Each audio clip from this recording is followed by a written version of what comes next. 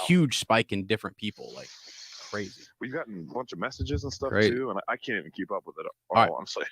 Here we are. All right. We're in here live. Let me make sure before we hit the intro. Let me make sure people can hear the audio, because probably good. I keep switching things around, and it's like, okay, so I got my microphone going there. While you're doing it, let me see how much battery life I have on my phone too. Yeah, go ahead. If I can be unplugged, it'd be awesome. Yeah. Let's see. Yeah. Oh, sweet. I got 80%. I can walk around a little bit.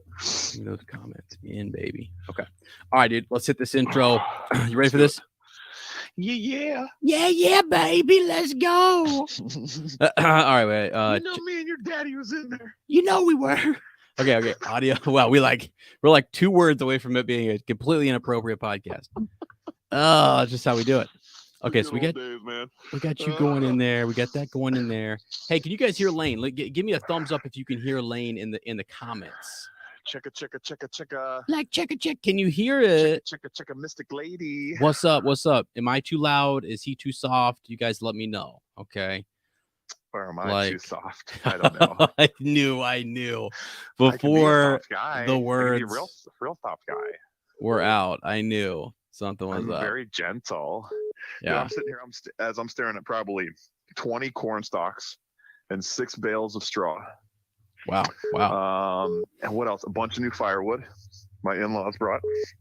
Oh, nice. For least expected party. And I cut a bunch of sweet Annie. It's gonna be it's supposed to be a beautiful day. Yeah. The moon is damn near full. I think it's actually gonna be a waning moon, but it'll be up and bright. I got the lights. Lights are still up. They look wonderful. I'm gonna borrow my dad's solo stove so that we can have a couple of different fire pits going on. It's gonna be awesome. You're bringing cornhole, right? Yeah. Oh, yes. I gotta make sure that cornhole, and then bringing a couple some veggies, and then even some some giveaways. Yeah. Oh man, hold on. Let me send myself a message before I forget all that. Dude. Do you know what's funny? I've been sending Sarah messages for myself of trying to, because this is the last week I have, because it's fair week for us. So I'm only right. Vigo had appointments today. He's got appointments on Wednesday, so I'm only at school one day this week. Yeah. So I can literally get a bunch of stuff done, but I'm afraid I'm gonna forget it all. Oh, dude. Yeah. We're bringing a chili as well. Yeah. Oh, sweet. Dude, it's gonna be chili cook-off almost. I'll have my steak chili. Sarah's making a chicken white bean ranch chili. What, dude? Okay, let's go. Yeah. We're doing like a vegetarian eggplant chili. Oh, heck yes, dude. So it's gonna be crazy. That's gonna be awesome. That'll be perfect chili weather too. It's supposed to be like high of 56 or something. What? Oh, perfect. It's gonna be your favorite. Yeah, you're gonna be like. I'm gonna be loving that. You'll have loving that. Five flannels deep. Yeah. Okay. All right. They said it's blinging. They said the hotline is blinging. So here we go. Yeah, boy. Here we go. Hello, friends, and welcome back to the hottest hotline in Hobbiton. I'm Ez. Wow. It's and I'm Lane, and I'm feeling the heat. It's not the flaming Cheetos I just had. Those are all over Galadriel still. Wow. But wow. The hotline it's warm. I don't know. I think I see the sun rising. Is that because of the hotline? What? Is it that hot? It's that hot, dude. No, that's the moon. Okay, that's the moon. Oh, shoot. We're fine. Wow. But that's one that Wait, that's when it's right. Is there a man in the moon? What's going on? Oh my God! Hold on. He looks like a stranger.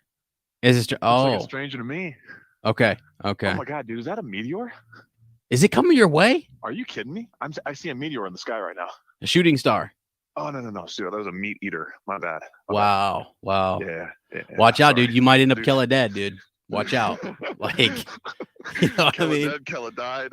I'm telling you right now, that took the internet by storm. Yeah. I mean, and so I know that she goes on to clarify she just hasn't seen him, even though she pretty much.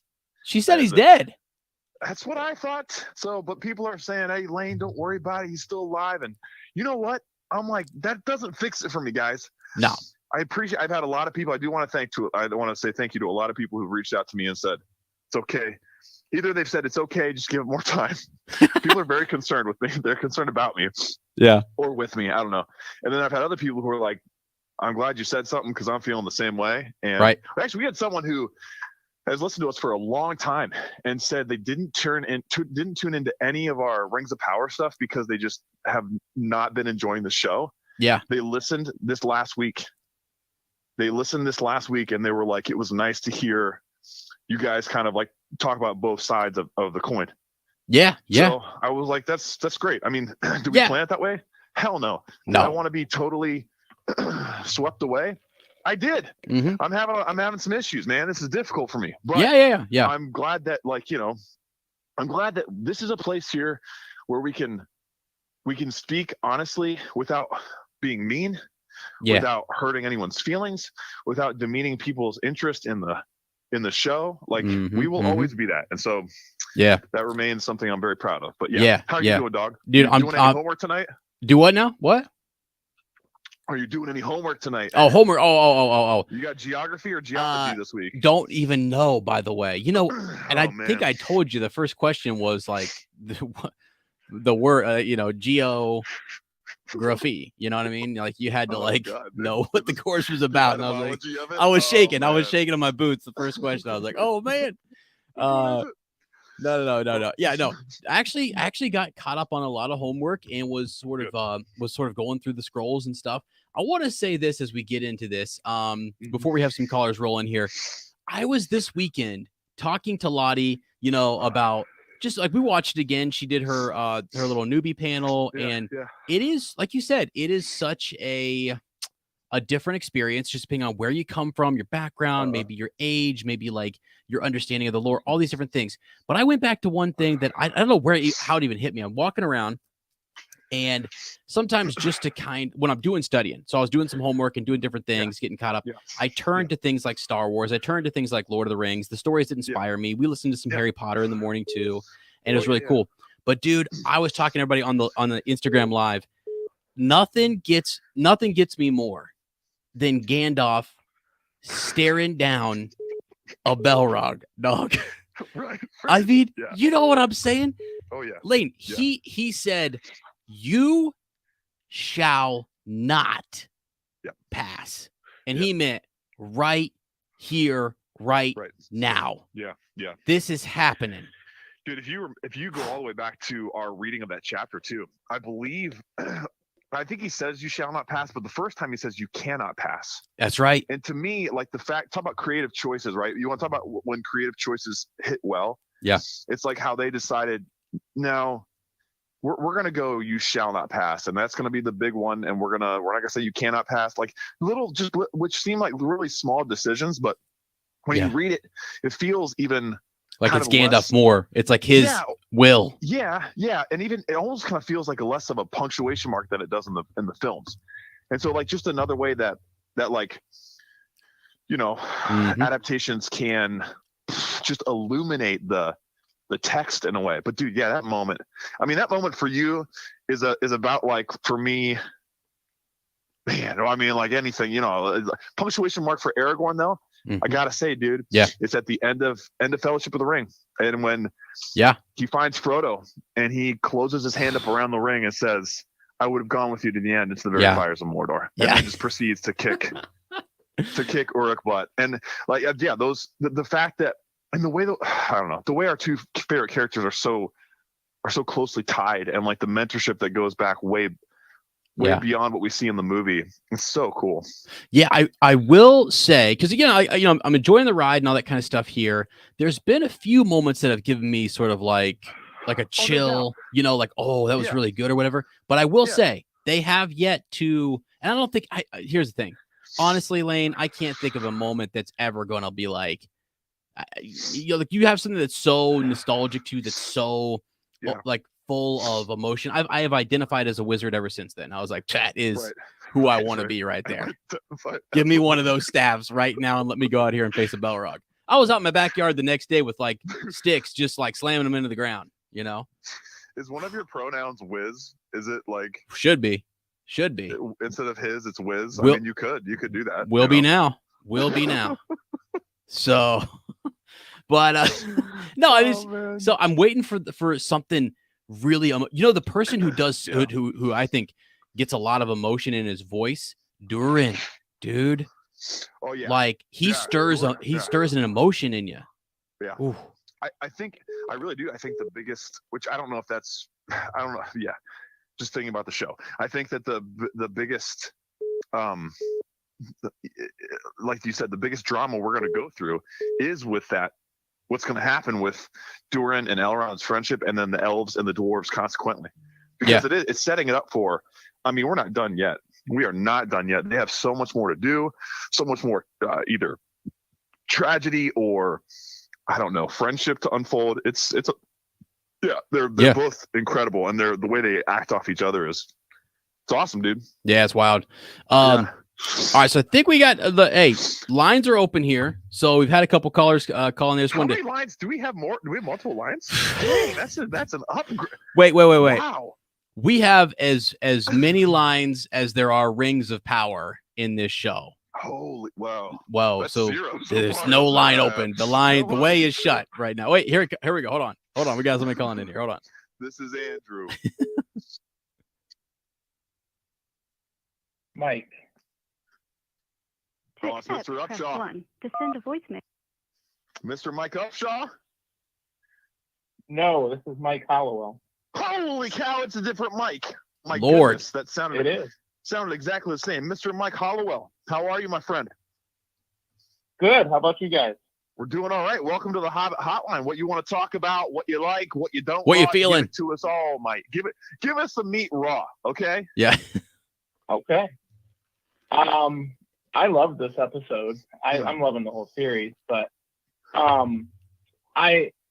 your picture that you guys have up, I am loving the Elrond Durin relationship. It is awesome. Yeah.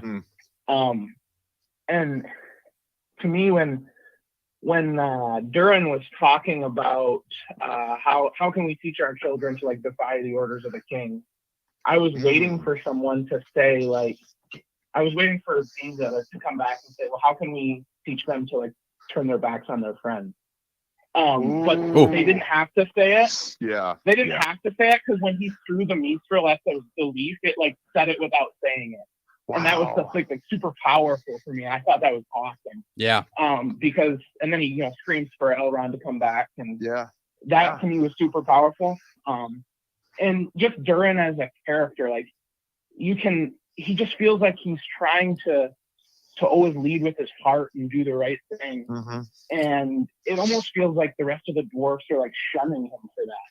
Like his father does not think he should be, leading with his heart. He should be, just promoting the dwarves and not worrying about the rest of the world, which keeps connecting me back to the line from the trilogy. I don't remember who says it, but they say like, the dwarves are, care nothing for the troubles of others. They just hide in their mountains. Oh, yeah. Their riches. And it just keeps like, this is like why they have that reputation, is because of, Durin the Third is saying, forget about the elves, just let them rot. Yeah. Yeah. Wow. That's good. That's good pickup. I mean, honestly, yeah, I think there's way more to the dwarves are more dynamic than I thought they were going to be, actually. And so, and like Deez has been a huge part of that. And just this whole bit with Elrond has been one of the strongest parts of the show, I think, really. Yeah. So, for sure. Yeah.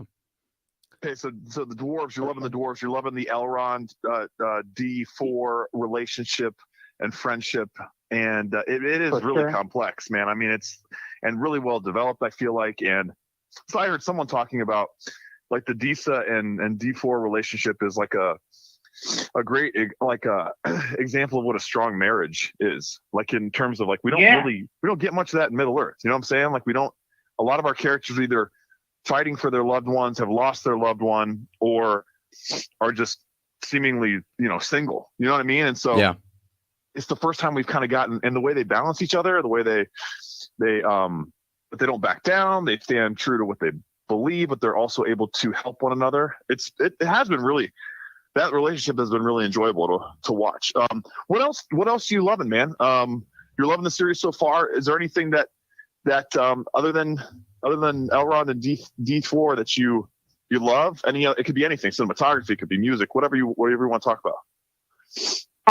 Well, again, in this episode, I thought at the beginning when all of them are coming out of the ash from the eruption, to me, it just harkened back to like footage from 9/11 and people coming out of the ash and the smoke, and it just felt like it had that extra emotional weight because it had that real life connection for me. Wow. Yeah, I didn't even make that correlation, but like the same kind of.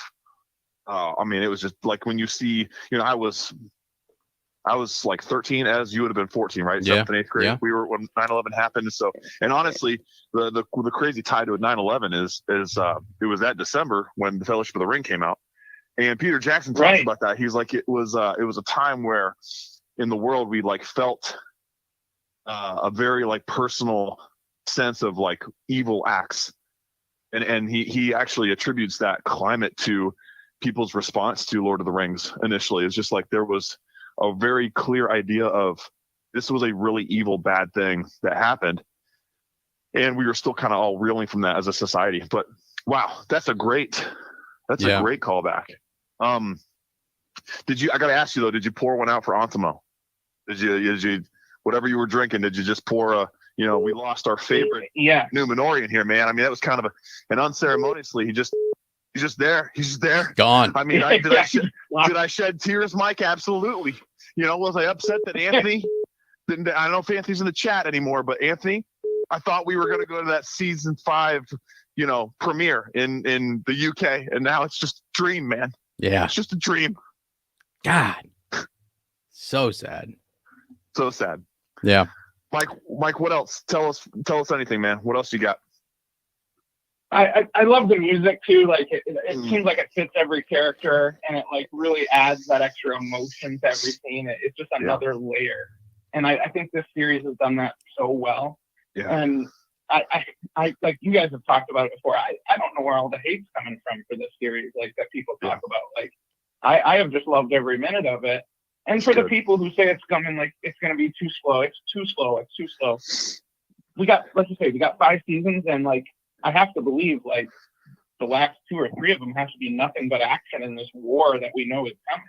Yeah. That's a fair point. I mean, it's a fair point too. We haven't seen the whole thing yet, so let's pump the brakes on some of the. I'm talking to myself too. I'm talking to myself over here. I've had this inner conflict. Let's just see where this goes. It's very wise, man. Yeah. And we're gonna have to get there. That's the cool thing about the timeline being sort of different is, I mean, there's no rules in terms of like when they need to do certain things now. It's just kind of its own thing. So we could build as quickly as we wanted. We could slow down as much as we needed to. So that's a great point. Yeah. What do you think about the Harfoots, man? You want to talk about the Harfoots, the stranger? Yeah. I liked how we transitioned out of the ash of Mordor into like this bright green lush. The contrast of that jumping from them to the Harfoots was really cool. I want to clarify. Did you say the ass of Mordor? The ash. Ash. The okay. Like the ash oh my and the god. smoke. Okay. I was just thinking that's a great slogan. The ass of Mordor. I'm like that's. I love that. I mean, I've eaten some very spicy foods, and I feel like my butthole is Mount Doom. So. Afterwards. So Lord. All right. Sorry. Keep going. Sorry. Okay. Yeah.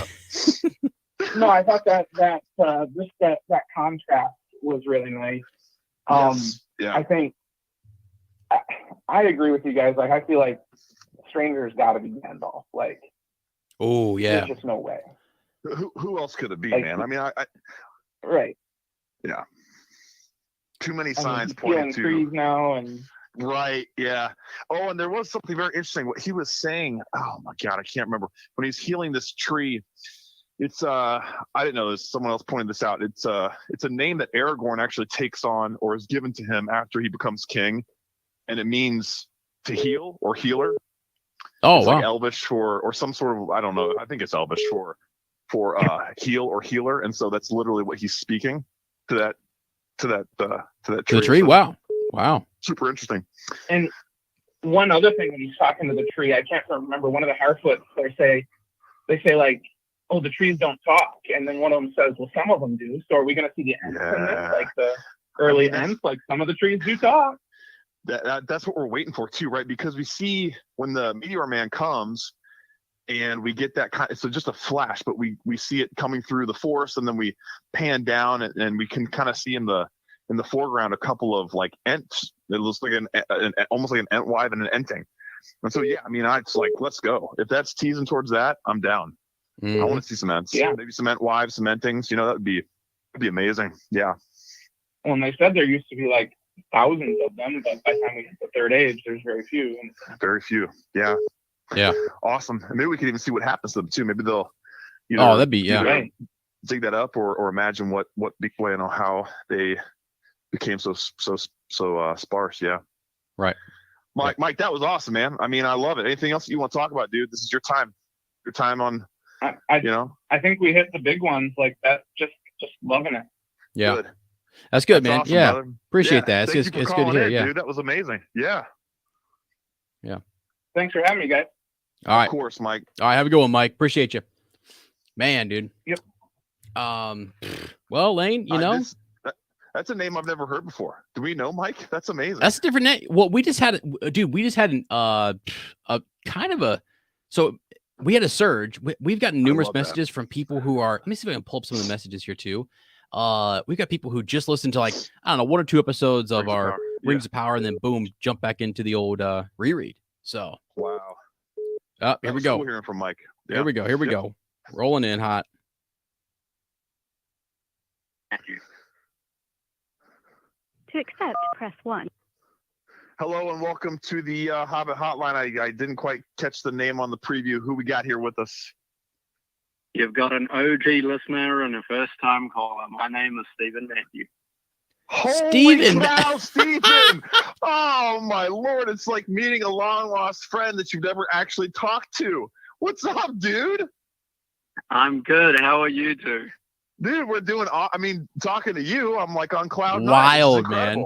Guys, we've known of and heard from Stephen for years now. I mean, I want to say like 2018, 2019. Yeah. His name started popping up. So on Instagram and the Facebook channel and Tolkien Story. And so, dude, how are you, man? What are you thinking of the show? Like, what's up?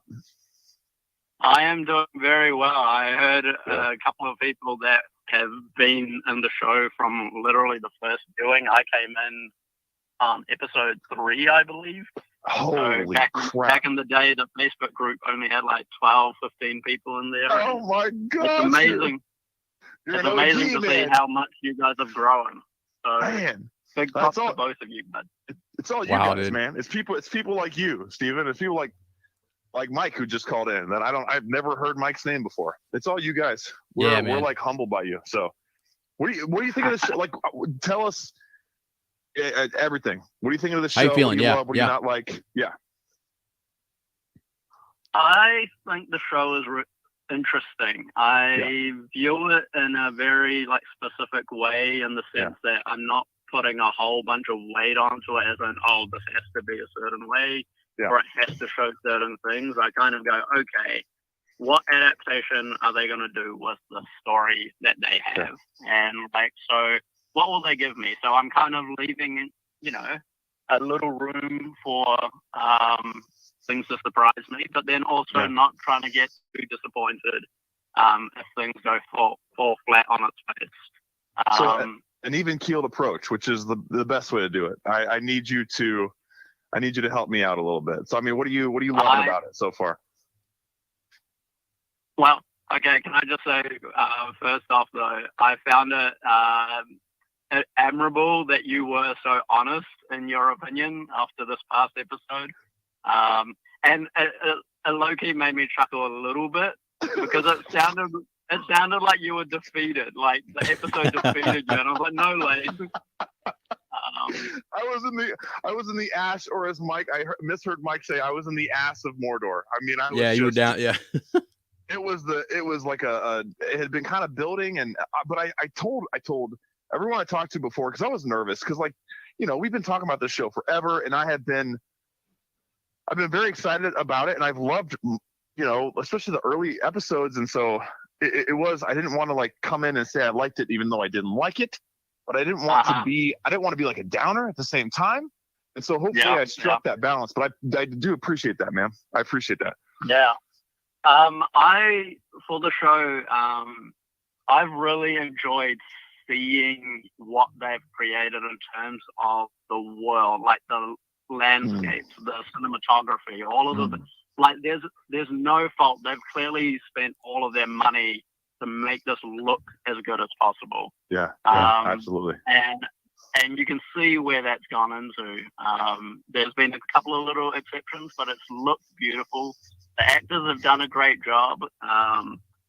I particularly after both of you made the comments about the Morfred Clark and some of her acting subtleties, I looked for it and I was like, oh, she is acting her butt off on this. And so, like, I've appreciated the actors. I found it really, really ironically funny that right before the show began, you know, a lot of people gave a lot of flack for the black characters in the show, and yet they ended up being fantastic. Like, I've loved Arondia and Disa. They've been great. But the relationship between Elrond and Durin have been a highlight of the show. Like, and someone mentioned it in the last episode review, talking about how their storyline seems to fit the best in the TV format, which I agree with. It just that storyline is just progressing, like from the starting point to now, as opposed to the other ones that are kind of jumping ahead, or like there are rapid things that are set in motion, as opposed to here is just a friendship that's just developing, and here's a problem within that friendship, and it's going through the motions of that. And so it fits the TV format a lot better. Yep. No, you keep going. Keep going. I was going to say something. I don't even care what I want to say. I want to hear what you say. Keep going. But this is an out of body experience, man. I had no idea you were calling it. This is crazy. I love this. Can I don't want to lay a claim to it, but I am gonna lay a claim to it. I'm gonna take a guess that I was the first New Zealand listener of the show. I'm sure you probably were. I'm sure you probably were. Yeah, like I don't even like I could have. No, there's no way. I mean, if you're that early, man, I didn't even know you were that early. That's crazy. I didn't either. That's super early on. That's like the last couple weeks we've had some super early people, but like you definitely can lay claim to the first New Zealand listener. That's fair. No, I've loved the show for what it is in terms of here's some more Tolkien, the Tolkien verse, which just for the sake of saying it, but. It isn't it's not a true to form adaptation, or it's not faithful to the source material per se. It's just here's their interpretation of Tolkien's work. Right. And a lot of that is really evident as everyone has extensively talked about some of the writing and all of that, where I don't know, it's very stark, where it's casual almost, the way people talk, and then the only reason why you know it's casual is because every once in a while they'll have this poetic thing or this really nice piece of prose that often is tied back to the Fellowship or the trilogy, and you're like, wait a minute, they're quoting actual Tolkien there. Yeah. And then you notice the difference in style, the stylistic writing, and so that's how I've approached the show. That's a great point too, and I wonder maybe if that's like their part of their thinking is too that would fit a television. You know, we're talking about this whole adjustment too, going from films to, and not even tons of films, right? Like 6 films to a television show. You know what I mean? And so the like you talked about, and God, who was it? Was it Jim or was it?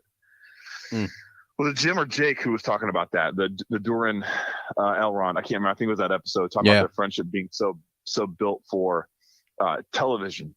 Right. And so that's a great point to bring up too, how almost like the more poetic verse it does, so it almost kind of takes you out of the television side and you're like, whoa, this sounds different.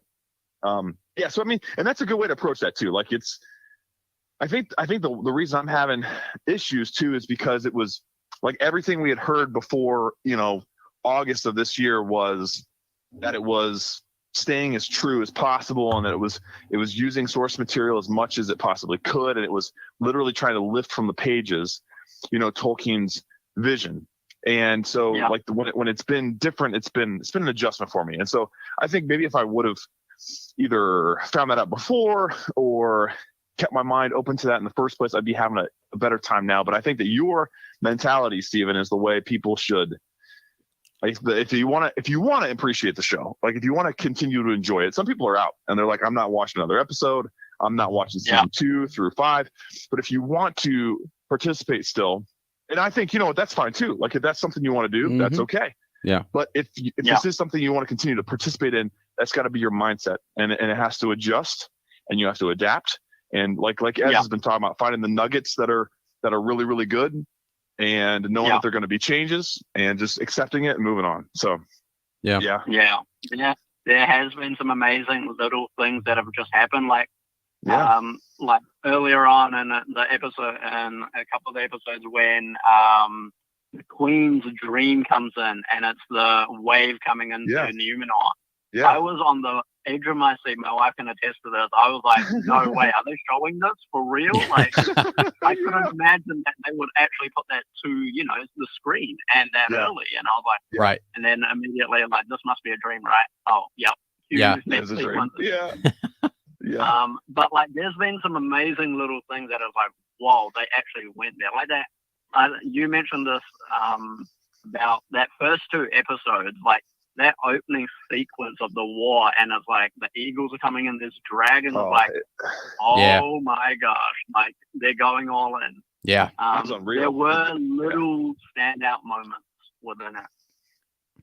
Right. Yeah, I agree. I mean, in those first 2 episodes, especially that first one, I can't even remember what the second one. I need to go back and rewatch the second one, but that first one, it just left me with a sense of, we're back in Middle Earth.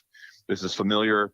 It's an epic scale, and I think maybe we have lost some of that. It's felt very not as grand. So maybe the hope is that we can get back there with subsequent seasons. I mean, Steven, I got to ask you, which one of these is one of these characters Sauron, or are we just continuing? Yeah, what's going on? Like, what's going on, dude? Like, are you over being teased, man, or do you enjoy being titulated? I guess is what I'm really asking. Well, hey, I mean, I know it's not a Kiwi thing to talk about that kind of stuff, but let's have it now. Because you married an American girl, right? I mean, so I married an American girl who loves Lord of the Rings as well. We have a watch party on Friday nights, and so we have friends coming over. That's our event on Friday evenings, and so. Hey, my timeline's like my timeline in Tolkien is very fuzzy. My timeline in real life right now is very fuzzy. You guys got. Hello? Oh. Hey, you hear me? There you go. You're back. No, sorry. I missed that last bit. When did you guys get married? It was recently, right? Yeah, we got married last year in summer. I came over to America to get married in July, and then we planned to move back to New Zealand in October. And then COVID, because New Zealand was super strict, closed off the borders to the rest of the world, and so they wouldn't allow my wife back in with me. And so I stayed here, and so I had to apply for a green card and do that whole process. Oh, wow. And now I'm legally here, and I'm in not in Ohio, but in the great state of Michigan. See, you're you're that. I didn't even realize you're that close, man. That's my second favorite state. I'm a huge Wolverines fan, which So anyway, well, you've mentioned that, but I married into a Spartans family. Oh boy! Come on! Oh, geez. Married into it. Can't do nothing about it. Well, God bless you, man. That's almost as bad as marrying a Buckeye, which is what into a Buckeye family, which is what I did. Wow. I only asked that because I wanted to, say congratulations and blessings and everything. Like I remember that coming up, and I don't know if I ever reached out to you or anything, but amazing, man. I appreciate it. I think you guys would have loved it. We did a Lord of the Rings themed wedding. Oh, we had an outdoor wedding. We had one intimate acoustic of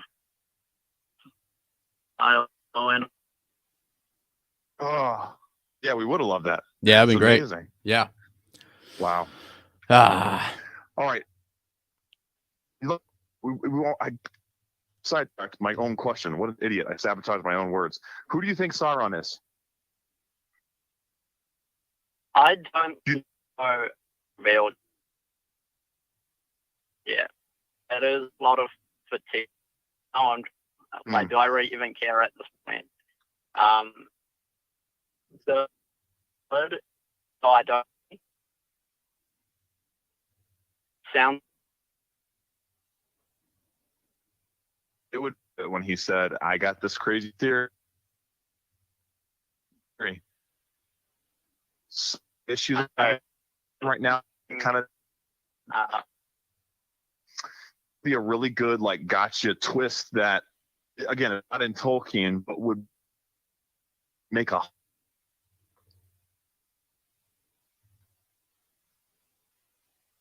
There, Stephen? Ez? Oh boy. Yep, I'm right here. There we go. We're back. Are you there, Ez? All right. Woo. Whoa, man. Sorry, I think I must be something going on up here in the North Farthing. Is it me? Figure out. I don't know. I can't tell if it's me or what. There's a loud eruption. There's a mountain over here, and it's on fire, fellas. Oh boy, it sounds like you're doing that cutout thing where you're pretending to not, to lose. Yeah. I don't know, man. Like, yeah. Can you? All right, there we go. I think we're back. I think we should be good. Oh my goodness, man! I have never been shut up by Ez on a in person. Here we are. Steven, okay, are you guys still there? Yeah. We're just all super choppy. I don't know what happened. I think we might need to. Everyone's hearing it. What's going on? I swear I didn't do anything, guys. It's the Google trying to take down. It's got to be that Michigan reception. You know what I mean? I'm just kidding. I guess the show has had. Yes, I can hear you now. Ez? Okay. Yep. Okay, perfect. Okay. I want to ask. I know started filming season 2. I think on the 3rd is when they started, and they're in UK. Yeah. They have any plans on going? How do you feel about the US?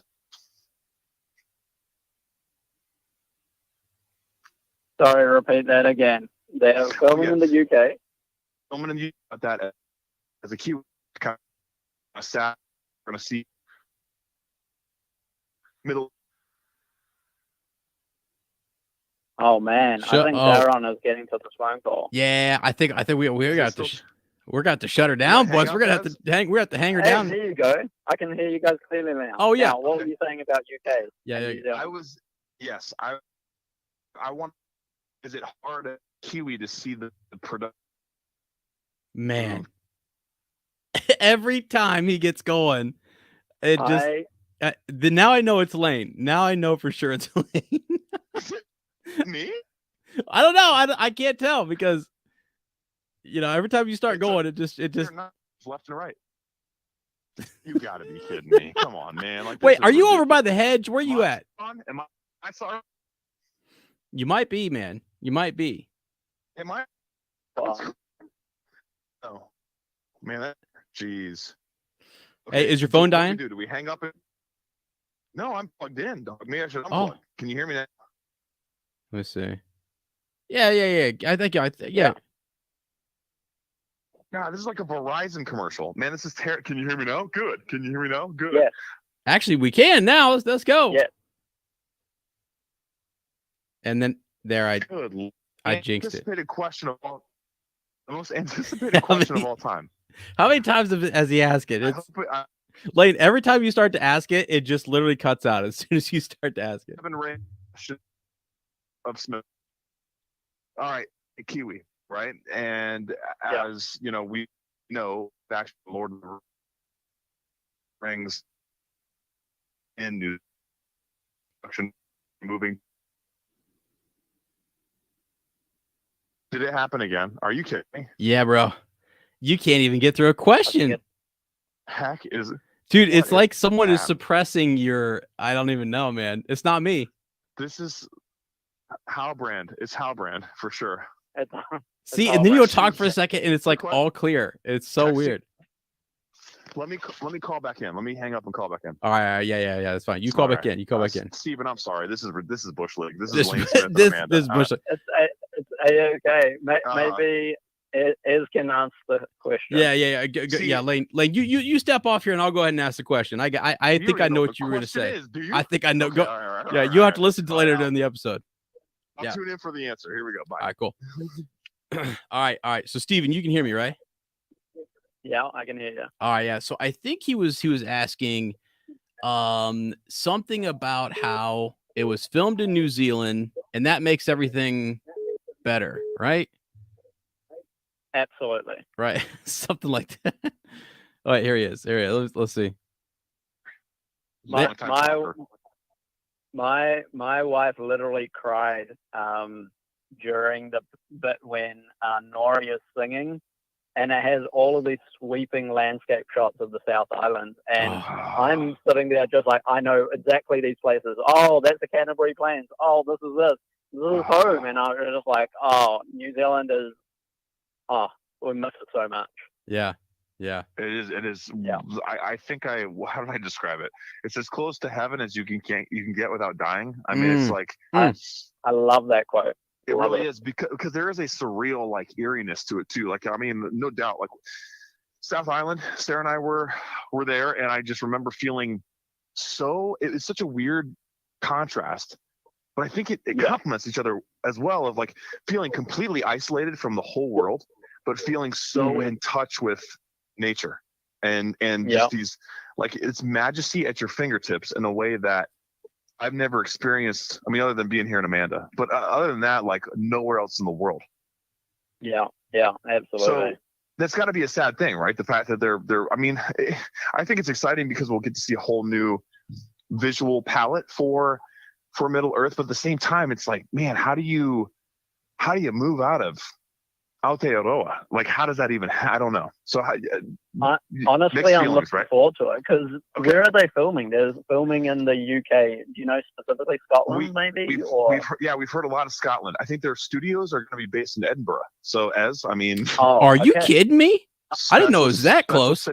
Special city to you and Lottie. I think like their studio stuff will be based there, and then they're going to be just going out into the Donnocks and the Goligs and the Lollabobs, whatever they. My God. Donagles, whatever it is, the Dongles. I don't know. They're out there. Wow. I mean, the Scotland makes a lot of sense. The UK makes a lot of sense in general, because that's where Tolkien, a lot of his writing and stuff is based on. So it will look gorgeous there. I mean, I've always wanted to go to Europe myself, and so I have no qualms about seeing another place. I mean, New Zealand's already heralded as Middle Earth now. Yeah, it'll never lose that either. I mean, that's exactly. So like seeing other landscapes and seeing all of that, especially for people that come from those regions or can recognize that, that's even cooler. It's like now we're spreading that to different locations. Yeah. That's cool. That's very generous. That's a generous way to look at that. I mean, it's beautiful. I do want to share. We had someone write us once who had the nerve, the absolute gall. I'm just teasing. This is because, I mean, this is just someone's opinion, but the absolute balls to say that they went to New Zealand and then they went to Scotland and they thought, why did I ever go to New Zealand? Whoa. Thought, oh, wow. That wasn't me, because I haven't been in New Zealand. What I take away from that, though, is, hey, must be so strikingly similar, right? At least maybe thinking like South Island stuff. And I know Scotland's very diverse, and you got those long lochs everywhere, and the highlands and the mountains, and it's like, go watch Outlander and you're like, wow, this is beautiful. Go watch Braveheart. This is beautiful. Like, it's no secret.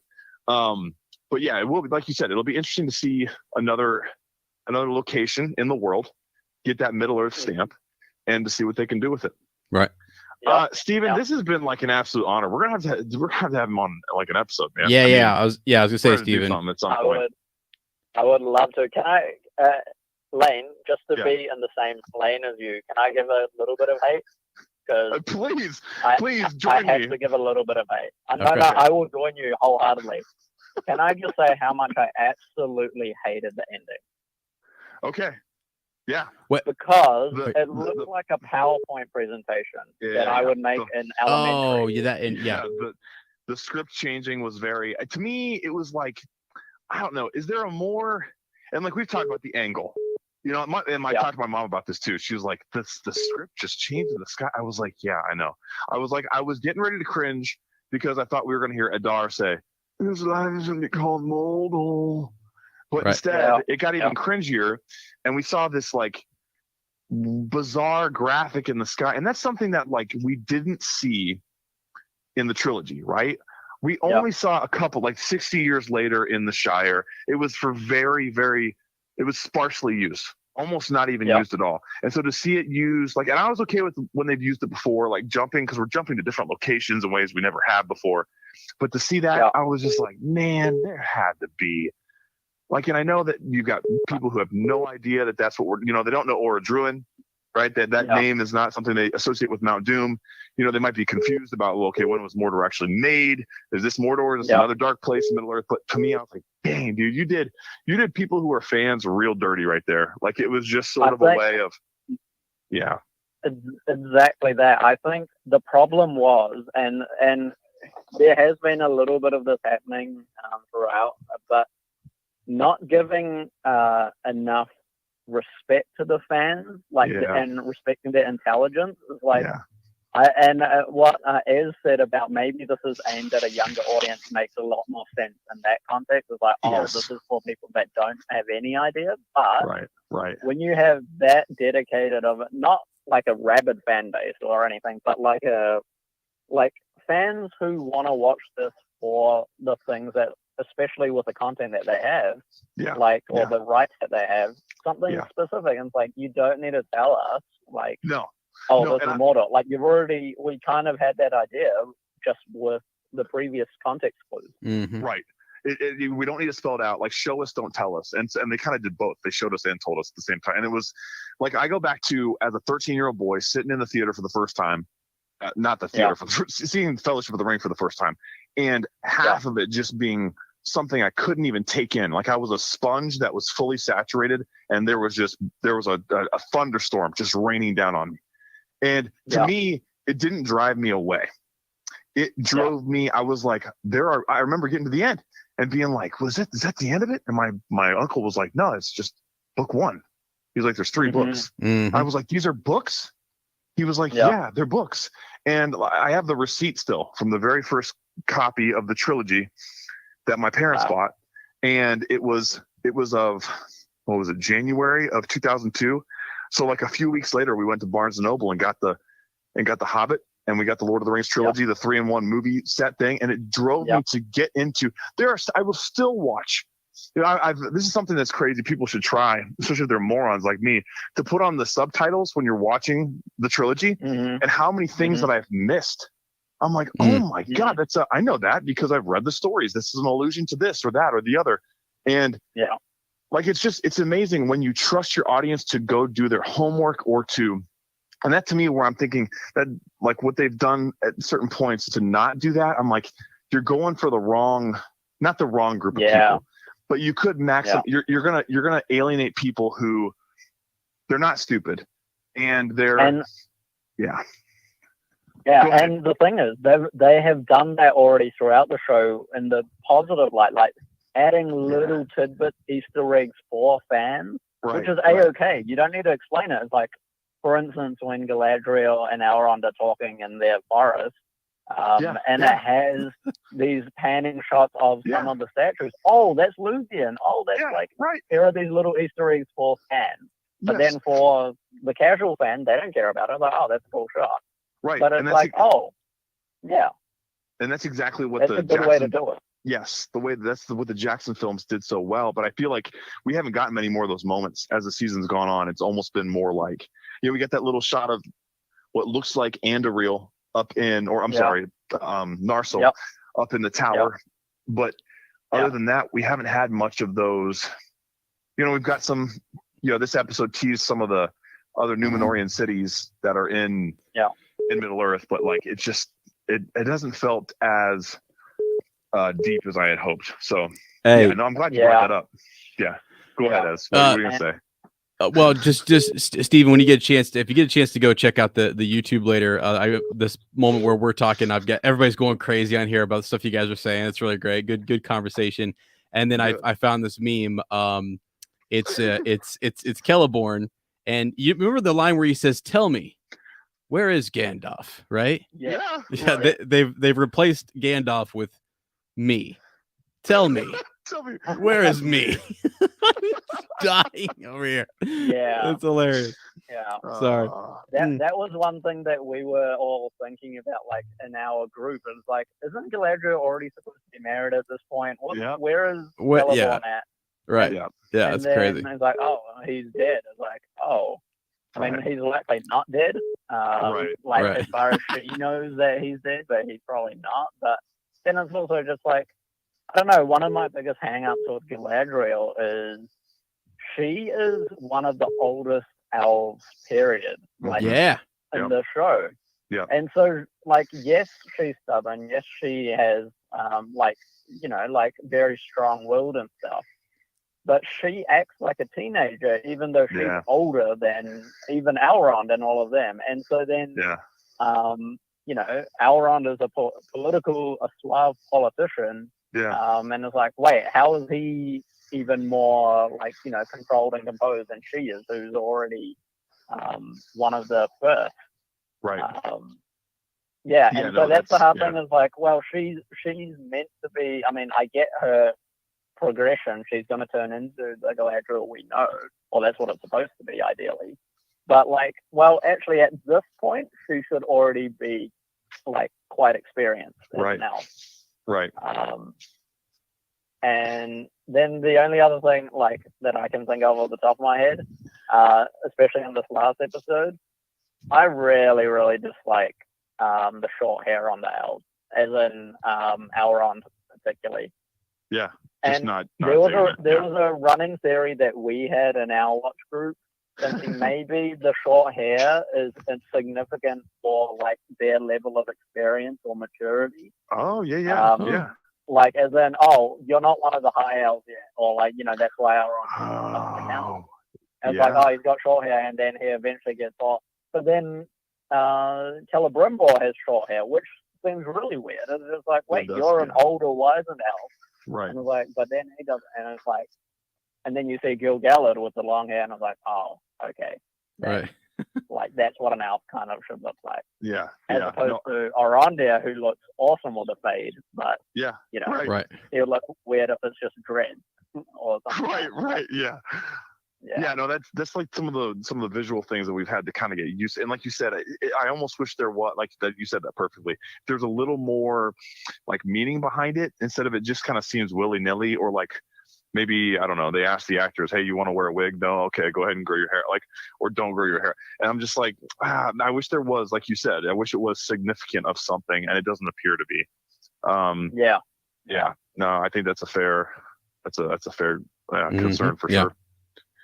Dude, this was amazing, Steven. Like, unreal. I mean, this is good to hear your voice and like, put a connection to the chats and the comments, man. It's great. I've loved hearing you guys, and as I'm working, I have you guys playing. Honestly, and I say this sincerely, I stumbled upon you guys when I was doing my graduate school, and it was a really tough period. And then I was like, I need something comforting, something that I'm familiar with. Found you guys. And you guys had only dropped like 2 episodes prior. Dang. And I was like, great. And then been following along, and you guys have been fantastic. I love hearing all of the family dynamics that have been happening. Although, you know, you guys aren't friends, obviously. No. This is a professional relationship. But I remember really distinctly, even in the, you know, during the fellowship and stuff, is talking about finding his Rosie or something. Oh yeah. And I hope Iz does one day.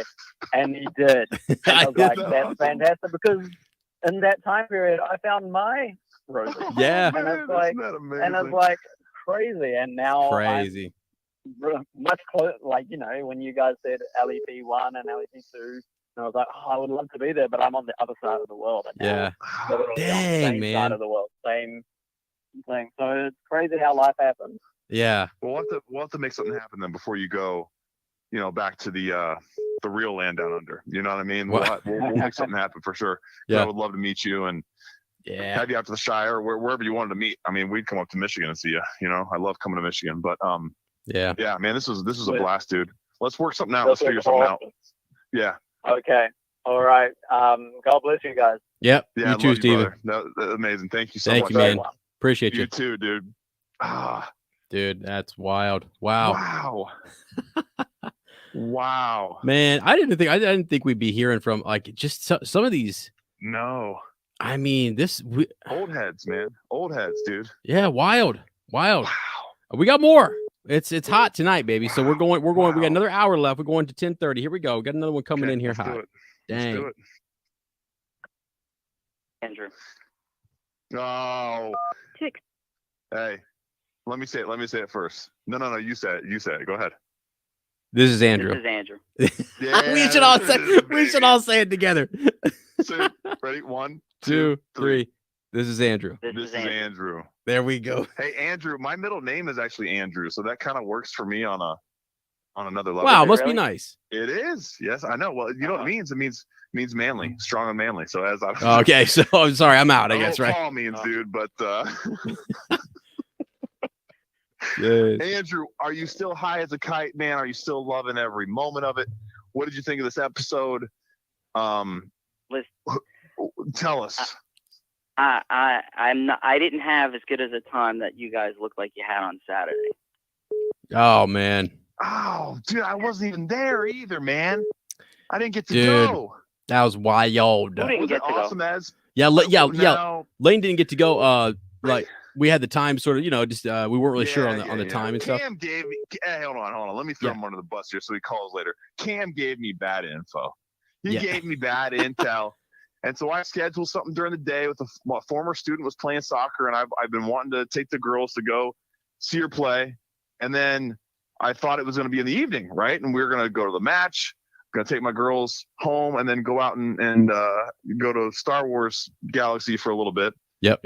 And we got the schedule. It's like kick off at 11 a.m. or something. I'm like, bright and rise and shine. Yeah. I was like, Cam, I love you like a brother, and I take care of you.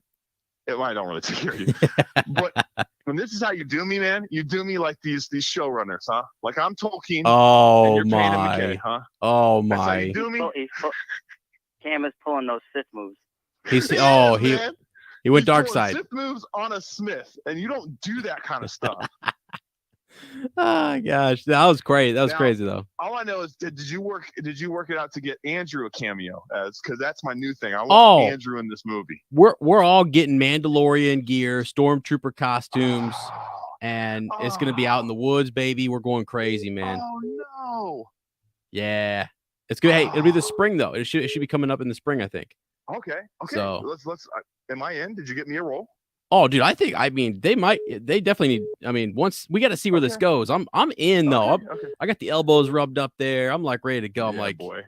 Let me make some casting. But everything's got to run through the producer though. I got to talk to the producer, the director. These guys. It was such a serious, high quality production. It was just the studio off the charts. So I'm glad. Yeah, Andrew, I'm glad you saw that stuff, dude, because it was wild. Just for folks who don't know what we're talking about, it's called Nihilus Film, and I'll leave a link down to the Instagram. I think I was gonna run a little promo audio form as well too, just kind of waiting to hear back on how it all went. But we went and saw a Star Wars fan film, and it was Cam Hansen who we shot our commercial. Good friends of the show, went out there and was their gaffer. He was their gaffer. So DOP, man, isn't he director of photography too, right? Yeah. Andrew Leslie on that set. I mean, that's just, but the lighting expert as well. How about that? It's wild. We're gonna promote the crap out of that thing because that's awesome. Yeah, it's cool. But Andrew, how you doing, man? How'd you feel about the like in Mordor, Andrew? Is it snowing out there? Ash snowing, or what's going on? The ash is still falling.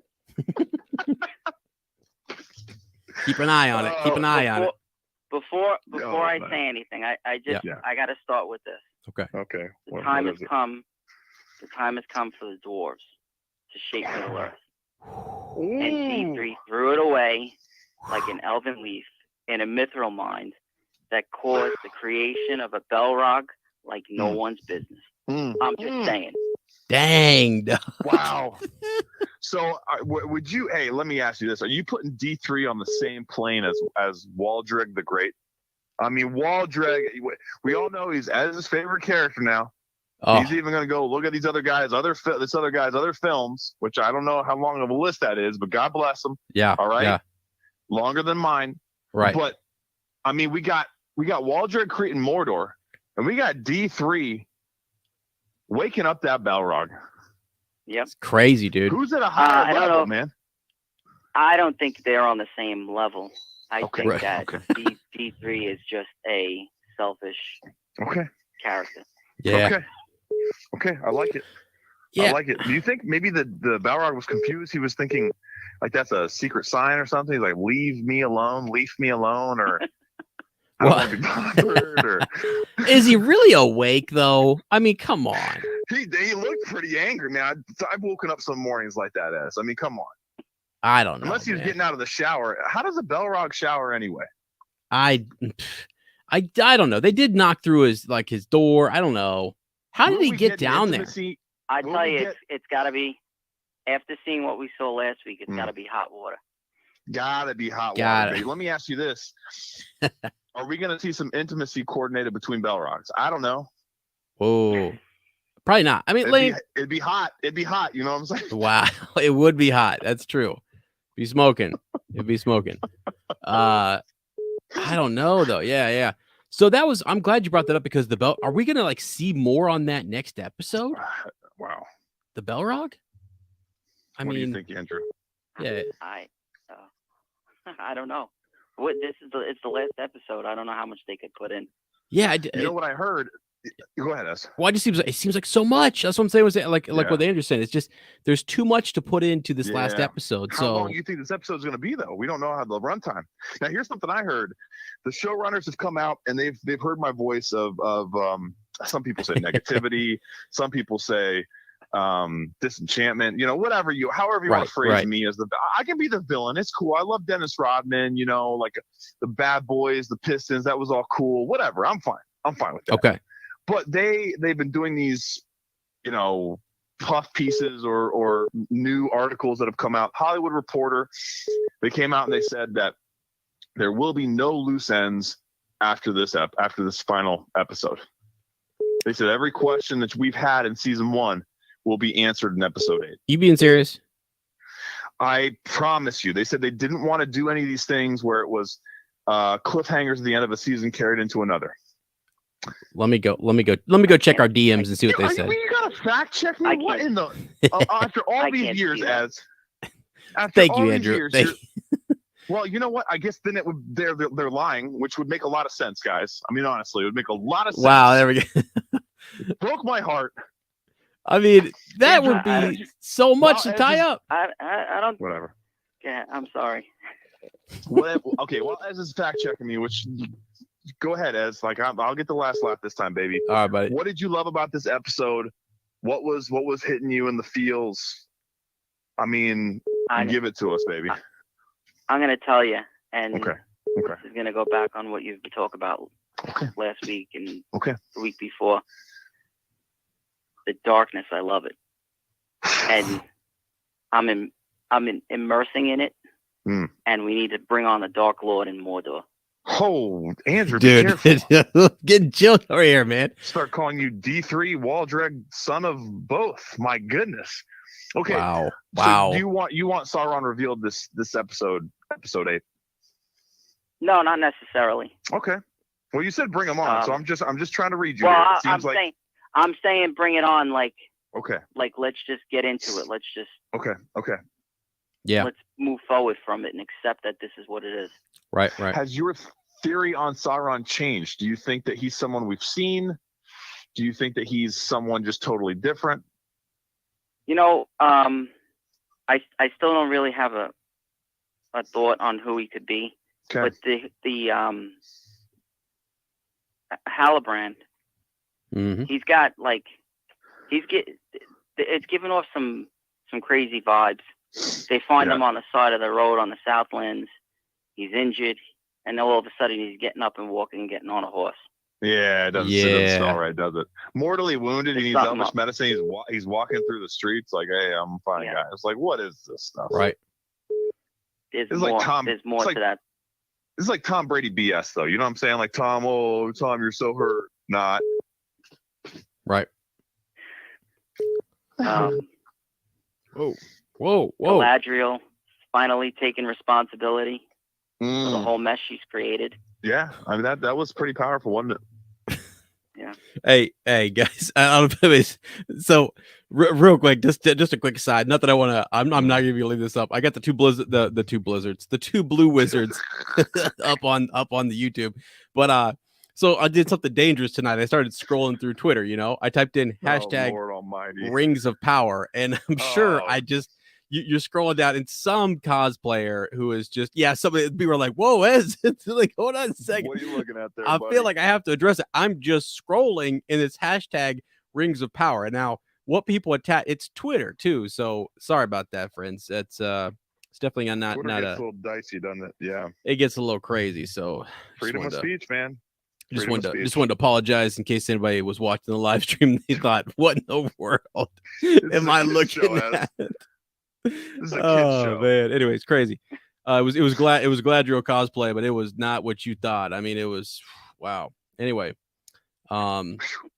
Yeah, back Andrew, bring us back in here. So, we're talking about the Dark Lord. We're talking about bringing him back. Hallbrand. Hey, speaking of Hallbrand, there's a lot of different memes and different images that show him as super tall when he's walking around, almost like he got taller. Actually, okay. And so it's kind of a weird thing. Like if you look at any of the pictures of him, they're saying he's as tall as that Sauron we see in the beginning, and he just looks way out of place, and he's walking around the Southland. So go back and take a look right before everything blows up, right before Mount Doom is created. Old Waldrig goes in for the home run. They say, yeah, you can see him just towering. As tall as Sauron from the pro. That was huge, though, dude. I'm gonna hold on. Let me see if I can scroll back to these photos without running across the other photos. Yeah, please be careful. Get some black bars up or something. Jeez, yeah, I don't know what I'll try to find one here, but black gates or something. I don't know. I just wondered if you guys notice anything about it. All these little things are just little nods towards Hallbrand and them trying to make him out to be. Is he Sauron? I don't know, man. I don't know. I like the King of the Dead theory, but I don't know. We'll see. Right. So, Andrew, you want the darkness to come? Is what I'm hearing. Yeah.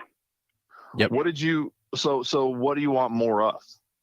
Do you want more battles? Do you want more one-on-one confrontation, like the whole Adar Galadriel scene from a couple weeks ago? What are you craving? I think that I'd like to see more of the story of Adar and moving forward. Yep. And more of the continuation of the creation of Mordor. I love that. Not that I'm against, the greater good, but it's just it's fascinating. Evil always makes for a good story. Look at this is a dark side user here, my friend. Andrew knows we know the dark side pretty well over in Star Wars. But he presents as such a. I know. Wow, this is blowing my mind. I love how complex he is. Okay, so here's what I want to, because you make a fair point, right? We got to see Barad-dûr built. We have to see I don't know if this is how it'll go in the show, but the Númenóreans also build the Black Gate. It's something that the Númenóreans build actually originally to keep the forces of Mordor like locked in instead of what it becomes. But we see a lot of stuff, like you said, it's Mordor's not finished being built, and so we got to see a lot of stuff. Do you think? So I want to bring this question.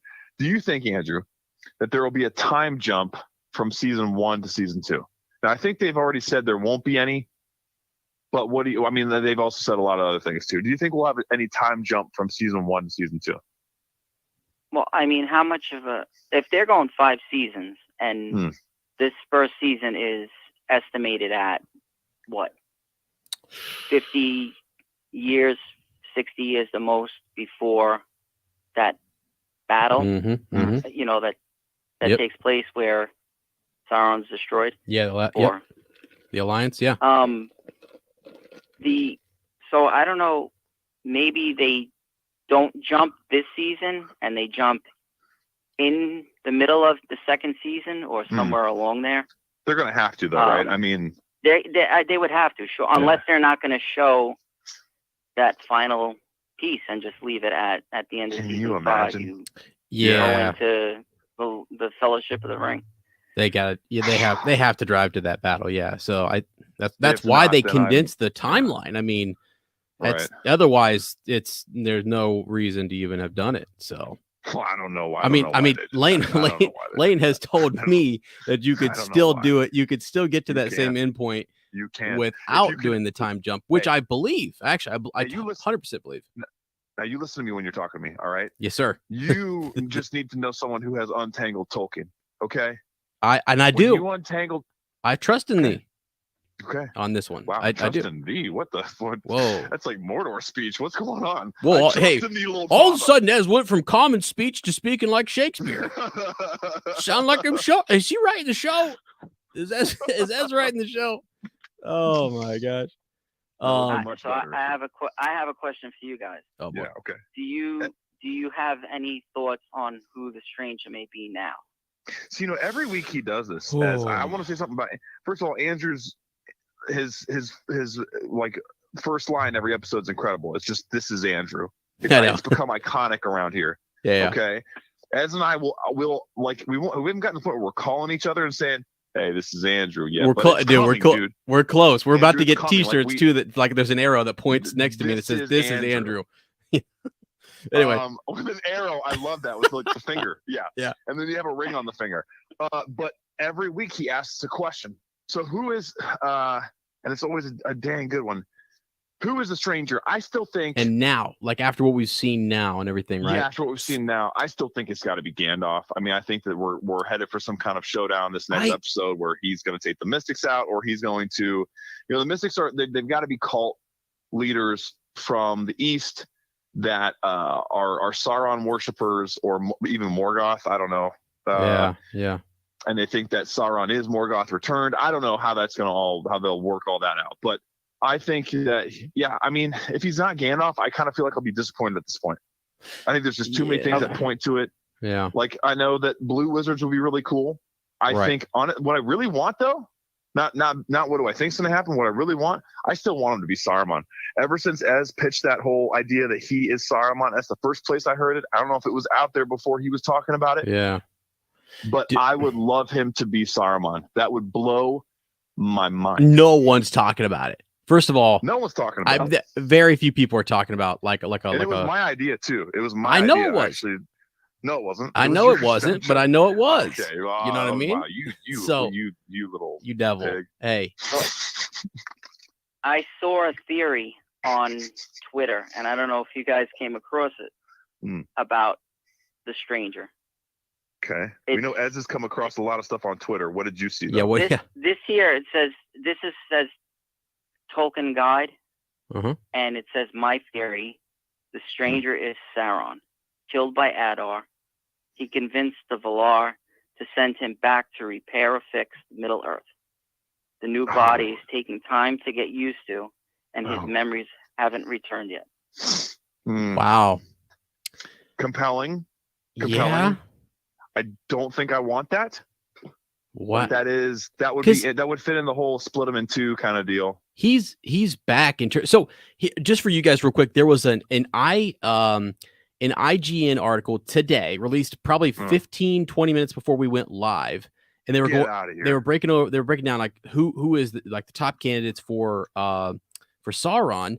Number 2 back on the list is the stranger, and here's the crazy thing. I think it's a typo and they messed up, but they said the original Sauron contender is back from the moment he fell from the sky in the flaming meteorite that looked like the Eye of Sauron. It looked like the Eye of Sauron when it split open. The question of whether or not the stranger is Sauron has been a popular one. Here we go. Over the episodes, though, the Rings of Power creative team have spent a lot of time trying to make fans believe he's Gandalf.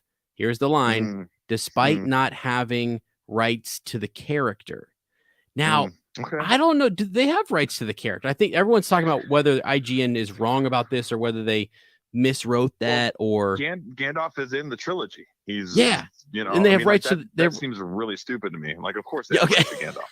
They have more rights to Gandalf than anybody else. I'm reading from the reputable IGN page, and this came up earlier, and I was like, This is it's okay. So everyone's going nuts. They're like, IGN is not reputable. It's a terrible source. I used to, but they had that first look of the orcs. So I know what you're saying. I know they get exclusives like, all the time. They do get exclusives. So maybe they should give them to us. As here's my thing. You said who's still in the running for Sauron, and I envisioned a like presidential debate. And all these characters up there going, "Hi, my name's Halbrand, and I will be the next Sauron of Middle Earth. I promise to bring jobs to Mordor." It's like that good guy Sauron thing. You remember that meme that was out for a while? Oh good guy Sauron brings jobs, creates industry. right. Makes a home for orcs. Like all these hilarious things. So I don't know. Like that's a crazy theory, Andrew. I mean, at this point, nothing would surprise me. But that would just be. I mean, then wow. How would we pick up the pieces as a society if the stranger is Sauron? And then the one thing I have trouble with that too. So maybe the whole like amnesia thing would play into this, but how in the world would Sauron go on then to overlook and underestimate the hobbits? Yes, you know what I mean. That's the one hold up where I'm like, he didn't even. Gandalf even says it. The fact that the ring is now being carried by a hobbit hasn't even entered his greatest, wildest imaginations or fears. And for that just can't matter. I mean, but then again, Celeborn's dead. Kella dead. So I mean, maybe that's where we're going, and that's crazy though. I love it. It's cool. Andrew, I could go either way. I mean, if they say Saruman, I'm down. If they say he's one of the blues, I'll be down. I still kind of do hope he's Gandalf. I mean, people were talking about Radagast. You know what I mean? Like, okay, maybe. Yeah. I think Gandalf makes the most sense. But at the same time, I say makes the most sense because of the characters they've put him around. I'm going based off what the show has shown us. I know. And the way he's acted though, right? Too. I mean, like the G rune being the constellation. I mean, it still looks, even though it's not exactly like a G rune, it looks close enough. It looks way close enough. Yeah. Well, and the other thing too is people. I feel like I said this when we were talking on Friday, Lane. Just that I feel like they are going for the age group. I'm not even kidding. Like my students are people who are like just a younger age group who are they're gonna be like they've heard Gandalf, they've seen memes, they don't really, some of them haven't even watched the trilogy, and they're like, is that Gandalf? And then those kids are talking at school sort of like, I know who Gandalf is, my dad showed me the trilogy, it's crazy, but like to them Gandalf is not super well known. I mean, it's something I don't know. I just think it would be. Is that what keeps you up at night? Like, is that fact that it steals sleep from you? I know it does, dude. It's that and Luke Skywalker's portrayal in The Last Jedi are the two things that keep Rob from. It's like when Anakin. Hey, it's like when Anakin's having that dream laying next to Padme, and he's just tossing and turning, and he's just like he can't get to sleep, nightmares and premonitions. That's me. That's me at night, just not as ripped. Just and in between the snoring. I mean, that's the crazy in thing. Between the snow. Yeah, wow. I need to talk to Lottie about that too. I need remind me when we see each other next. I'm going to ask her about the snoring. No, dude, you know what? I mean, honestly, is it gone? Is it gone? It's because I lost some weight and stuff too, dude. So like that was yes, man. I mean, and then also I'm sleeping better posture, better all of it, man. Like wow. Well, okay. It was like I could have. I mean, I think I woke the Balrog. I think I've been waking him for years. Like, my gosh. But anyway, so hey, real quick, Andrew, I got something on the screen, and we've been talking a little bit about this last episode in Celeborn, right? Tell me. Do I need to see it? I got my screen closed. No, you're good. I'm gonna tell you what's up here. Okay. So here we go. So tell me, where is Celeborn? For I much desire to. Oh wait, hang on. We've already seen him in this series. He was the elf guarding the tree, fighting the Balrog. But boom, theories. There are theories. There are memes out there saying that was the, because people were talking about Glorfindel and whatever. Right. Yeah, Elaine's like, oh man, so you're talking about in like the previews, you said? Yeah. So when they told the lore on how the Mithril was created, there was that elf who was fighting against a Balrog, and some people are saying maybe that was Celeborn. And this is just the internet I mean, people circling things saying, we don't know who that elf is. Maybe it was Celeborn. And it's just like, I mean, Lane's like, I love that one. You think That's it's a good one? Yeah, I think it's great. Okay. All right. Maybe it was Frodo, Hey, in fella. extenders, in tall shows. Maybe it was. Shoes. Yeah. Anyway, so it might have been. Hey, it might have been. Okay. You don't Never know. Hey, did you know that Waldrig was going to turn the key in? No, you didn't know that. Okay. So dude, how badly do you want like one of those customized keys for your car that looks like that sword now? Oh, Wouldn't that be awesome? That'd be sick. Man. But and Mordor backwards is Rodmore, and then like Hot Rod, I mean, let's go, baby. Yeah. You've been wanting one. Ez has been wanting a Hot Rod for a while. He wants to call it his pod racer. Oh, that would be wild. Yeah, but anyway. Speaking of which, since we're crossing the streams, to use a Ghostbusters term so much, has Andrew been on Star Wars Hangout yet? I need him on.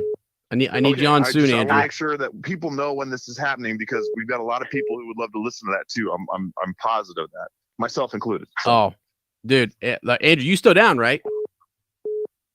Whenever you're ready. Yeah, I don't want to push any boundaries or anything. No. I want you. No boundaries.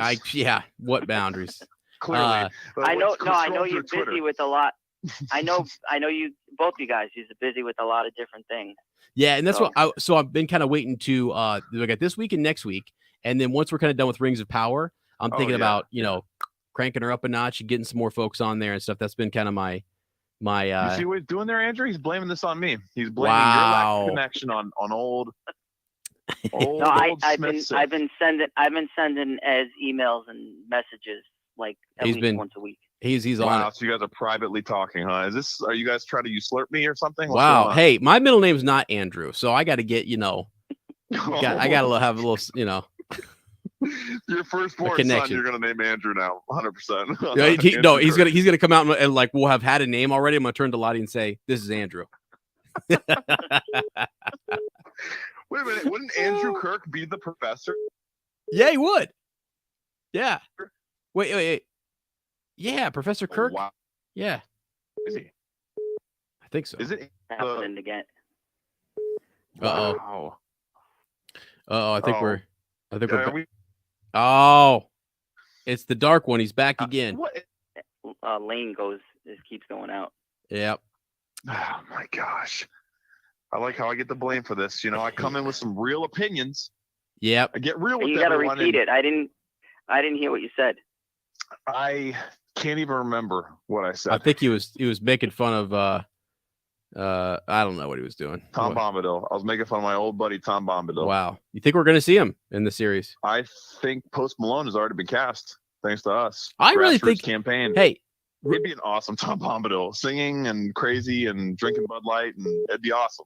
Real quick, we got half an hour. We got some more callers coming in here. But Andrew, so do we think any characters you're thinking in the next couple seasons we might see? Like, do you think we'll see any of Tom Bombadil, or maybe any of the wizards, or Glorfindel, my guy? Maybe, I don't know. Think they might be that bold. I honestly can't say because I don't know all of the lore characters. I've been watching a lot of YouTube stuff lately. Oh, good. Yeah. The Middle Earth explanations, Khazad-dûm, and all this kind of stuff. Yeah. As far as being specific in knowing other characters outside of the few that I know, I wouldn't even be able to say. Yeah. Well, that's actually again a nice place to be. To like characters pop in, you're like, whoa, who's this guy? I mean, that's actually pretty awesome. And so I don't know, Layton, any thoughts? You think we'll see? You think we'll see my guy? You see my guy? This is my guy over here. You think he's coming in? Andrew? Is Andrew going to make a cameo? Is that what I tuned out your question. I'm sorry. No, Andrew's already in the show. You're pretending not to hear me, so I just kind of didn't hear your question. What did you ask? Who are we going to see? I'm gonna go ahead and answer for you.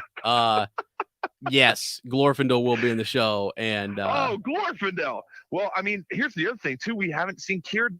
Are we going to see Círdan? Dude, he's one of the 3 rings goes to him, man. Shipwreck. There aren't even any rings of power in this show. Yeah, they're never going to be. Wouldn't that be hilarious? The whole thing was just not. Oh, dude. I got a message from. Am I going in and out again? Is this what's going on? Oh, yeah, you are, but it's all good. We can kind of. Jeez, criminy. Call back. All right, calls back. Oh man, see how he's done me. He's gone dark side of me, Andrew, and now he just I mean, can't even get a clear connection. It's Mordor. It really is. It kind of parallels the show in terms of the connection's got to be bad out there.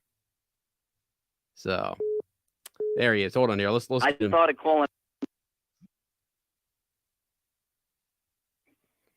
Say that again, Andrew. Sorry, there you go. Andrew, what were you saying there? Oh, no. Yeah. Did I lose him? Oh, there he is. All right. We're all through back in here. Here we go. This is Lane Drew. Oh, jeez. Is it happening again? Oh, dude, it's happening even worse. Yeah, he's still in and out. Good Lord, what is happening? I'm It's all still in good. it. I've heard that before. Oh, my gosh. You get a lot. I'm laughing. Yeah, you gotta laugh. You gotta laugh out of me, my friend.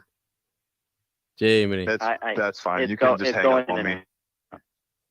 You know what? I quit. You quit? Oh, and then he hung up. Well, Andrew, I think it's just you and me for the rest of the night, buddy. Oh, man. I had one the thought really about the Queen. I don't know if Yeah. Here. Yeah. Well, let's try to get him in. Let's see. There you go. Huh? Why did that? Is everything okay? Dude, it's all right. I can't even see the chat anymore, so the chat's probably like losing their minds in terms of the audio. Now you're going in real. I'm going in and out. What are you talking about? How are we having all these troubles? You're going in and out. Man, it's like we've been. I think we've gone. I think we've reached a point where it just ain't gonna. Is there a storm over there? Yeah, it's a clear. It's a clear. You can look at the man on the moon. I'm talking. Dang. That's perfect. That's perfect weather for ashes. Yeah. My God. So which is right. Hearing ass of. He's hearing asses again. Oh Lord. I literally thought that wow, that's bold. It's like the guests don't just go out. I was like, I love that. That's something I like to think that I would do, but I wouldn't have the from ashes to asses. Yeah. Any of that? Hello. Yeah, I heard. You gotta be kidding me. I heard some of it. Guys, we might have to shut it. We might have to shut her down here. So I can hang up and you could try to figure it out. All right. Andrew, hey, we appreciate you. And I'll talk to you guys. All right, buddy. Brother, we love you. Thanks, man. We appreciate you. All right. All righty. Talk to you later. No one's ever told us to figure it out before, Ez. Wow. No, we're gonna coming for my job. My job. It's time to figure it out. That's what they're saying. Yeah. So I can't do what you guys do. You watch your mouth. You could. Oh gosh. He's a beautiful man. Talk to you guys. All righty. You too, brother. Have a good week, man. We'll talk to you soon. Bye. Are we still? Is it okay? It's not even close to okay, but that's all right. We might want to shut her down. Is there an expiration? Is there an expiration? What? Expiration on what? For this? On what? On our phone number. I don't think so. Call me back on the regular number here. Hold on. Here, let's end this call and you give me a call back. I'm gonna call you. Teasing. I think you're. You call me. Man, I gotta shut her all down. This is crazy. I'm closing up everything here. This is wild. Have never seen. This is quite literally the funniest thing that has ever happened to us. I've got 3 bars over here, and this is, I mean, first of all, is that a lot? We are never going to do an ad for Verizon. That's for sure.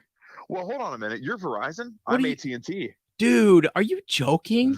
That's what's going on here. Yeah, I get free HBO Max. It's amazing. How dare you? We've been talking about the rights that Payne and McKay have or don't have. You don't have the right. You don't have the right to even listen to me. You watch your mouth, because I have set my lives to a new date. There's a tempest in me. A new date in the future is the one that I look forward to. April 12th, 2024. A WB production of the War of the Rohirrim, Ezra. Wow. Not the hero we needed, but the one that we deserve, or something. Is that from Batman? I don't know. Yeah.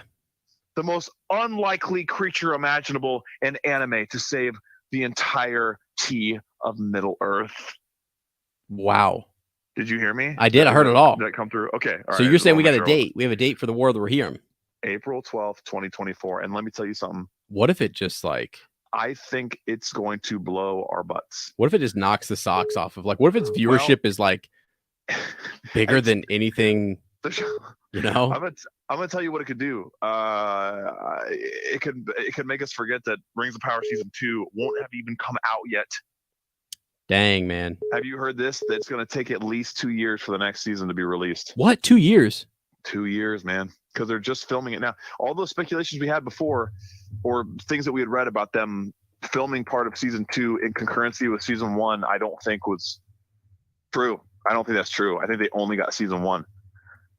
Oh, wow. Or at least not enough for Season 2 to do.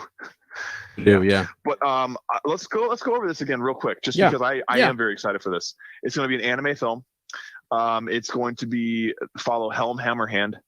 It's produced by Philippa Boyens.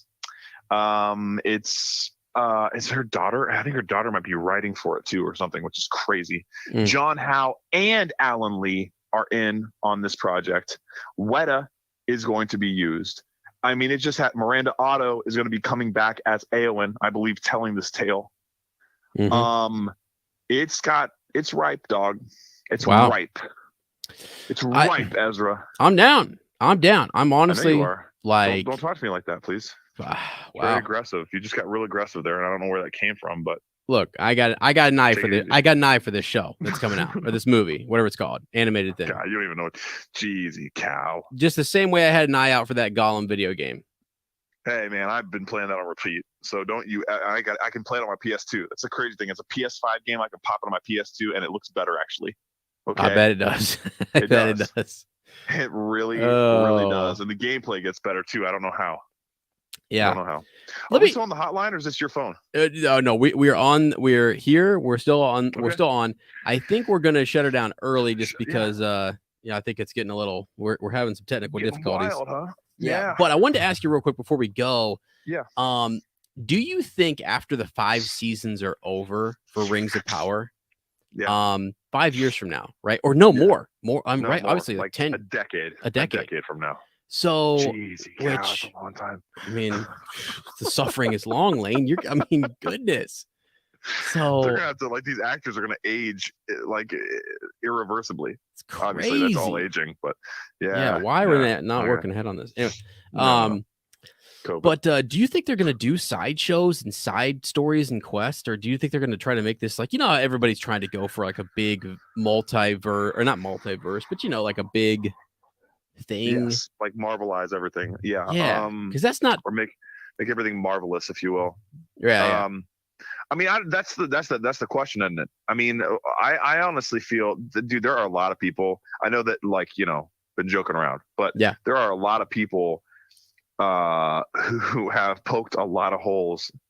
Now that sounds terrible. Can you edit that? No. Poked a lot of holes in Payne and McKay, a lot of holes. Yeah. And are really questioning their knowledge and or fanship of Tolkien.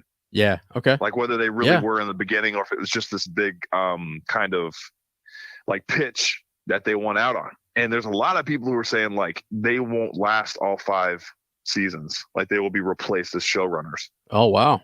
Have you seen like the rating scores, like the fan score versus the Rotten Tomatoes? Oh yeah, it was It's a huge disparity. And like the whole thing with Amazon turning off reviews and how they said it was because all of them were bigoted and racist and stuff, and it turns out a lot of them weren't. They just didn't like the show. And then they in this puff piece they came out and they were, I'm sorry, not puff piece, that's a negative connotation, but like this new article that they released I'm not trying to be a jerk, I promise. I know. This new article, it felt very puffy. Like I looked through it, some of these there 5 criticisms they had to respond to, and they were really kind of like flippant in their answers, like almost like it doesn't matter what you think. This is our show, so whatever. Like one of them was about the clothes. They're like, the clothes just look really new in this show, whereas before there was a history and like an age to, and it's not just the Numenorians. It's like everybody's clothes look different than we're used to. And they were like, sometimes clothes are new. What do you want us to say? And I'm like, whoa, dude, these are like fans that you're talking to this way. I mean, that's fine to be that way, but you're not going to win people over. So, and like one of the things they said was, and I believe it was specifically talking about like more racist attacks that it's out there that people have hurled at the show, like for making including being an inclusive and diverse cast, which like whatever, like I don't know how people, I think a lot of it is misconstrued. I think a lot of times people say if they say they don't like the show, they get labeled as that without ever having said anything about that and not really feeling that way about it. But there are some people who really do have kind of a very like I don't know how to say it, like a racist view, but whatever. But their response to it was like, in general, like if you criticize the show, then you're kind of like an evil type of person. Right. Yeah. I didn't see this whole article, dude. I just am now looking at it. So like, one of the criticisms, that's been brought up is that Galadriel and her character are the character is too masculine. Right. Well, and then in one of the answers, it's very interesting. They say both things. Like they talk about how one of her nicknames is Nerwin or something, and it means man maiden.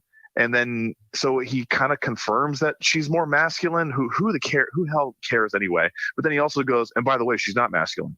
And so it's like, what? Well, which one is it? Are you trying to prove that she is a more like warrior type personality, something that we stereotypically associate with men, but doesn't have to just apply to men?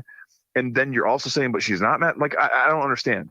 What like the answers to me felt very dismissive. Now you bring up an interesting point that they do say that one of her nicknames kind of backs up the idea that she could be masculine. So that's okay if you think that. And also she doesn't act that way. Yeah, it's just very. That's interesting. I want you to read through that and let me know. Like, it feels very dismissive. It feels like damage control is what it feels like.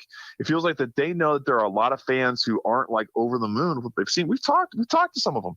We've had people call in who were not happy with episode 1, and I think I don't know. And then I saw this. I made a mistake of watching this clip, and I don't know if it's Payne or McKay, and it was when they did like Star Trek Beyond stuff. And he might just be a really bad public speaker. Maybe he's better at writing or something, but they were asking him about his fandom with Star Trek. And he's like, well, I mean, since I was 15, I've been a fan of Star Trek. And then he proceeds to not get a clear sentence out. And he couldn't, like, the only thing he could think of was one of the Star Trek shows. He couldn't even remember any of the other names of the Star Trek shows. And I'm like, dude, that doesn't sound like you're a fan to me. It sounds like you're trying to communicate this image that you're a fan, but you're not really. And like, I would just appreciate, I sort of feel like we've been not told the whole truth is what I'm saying. Like, if you're not a fan, fine. Like, that's what I love about Taika Waititi.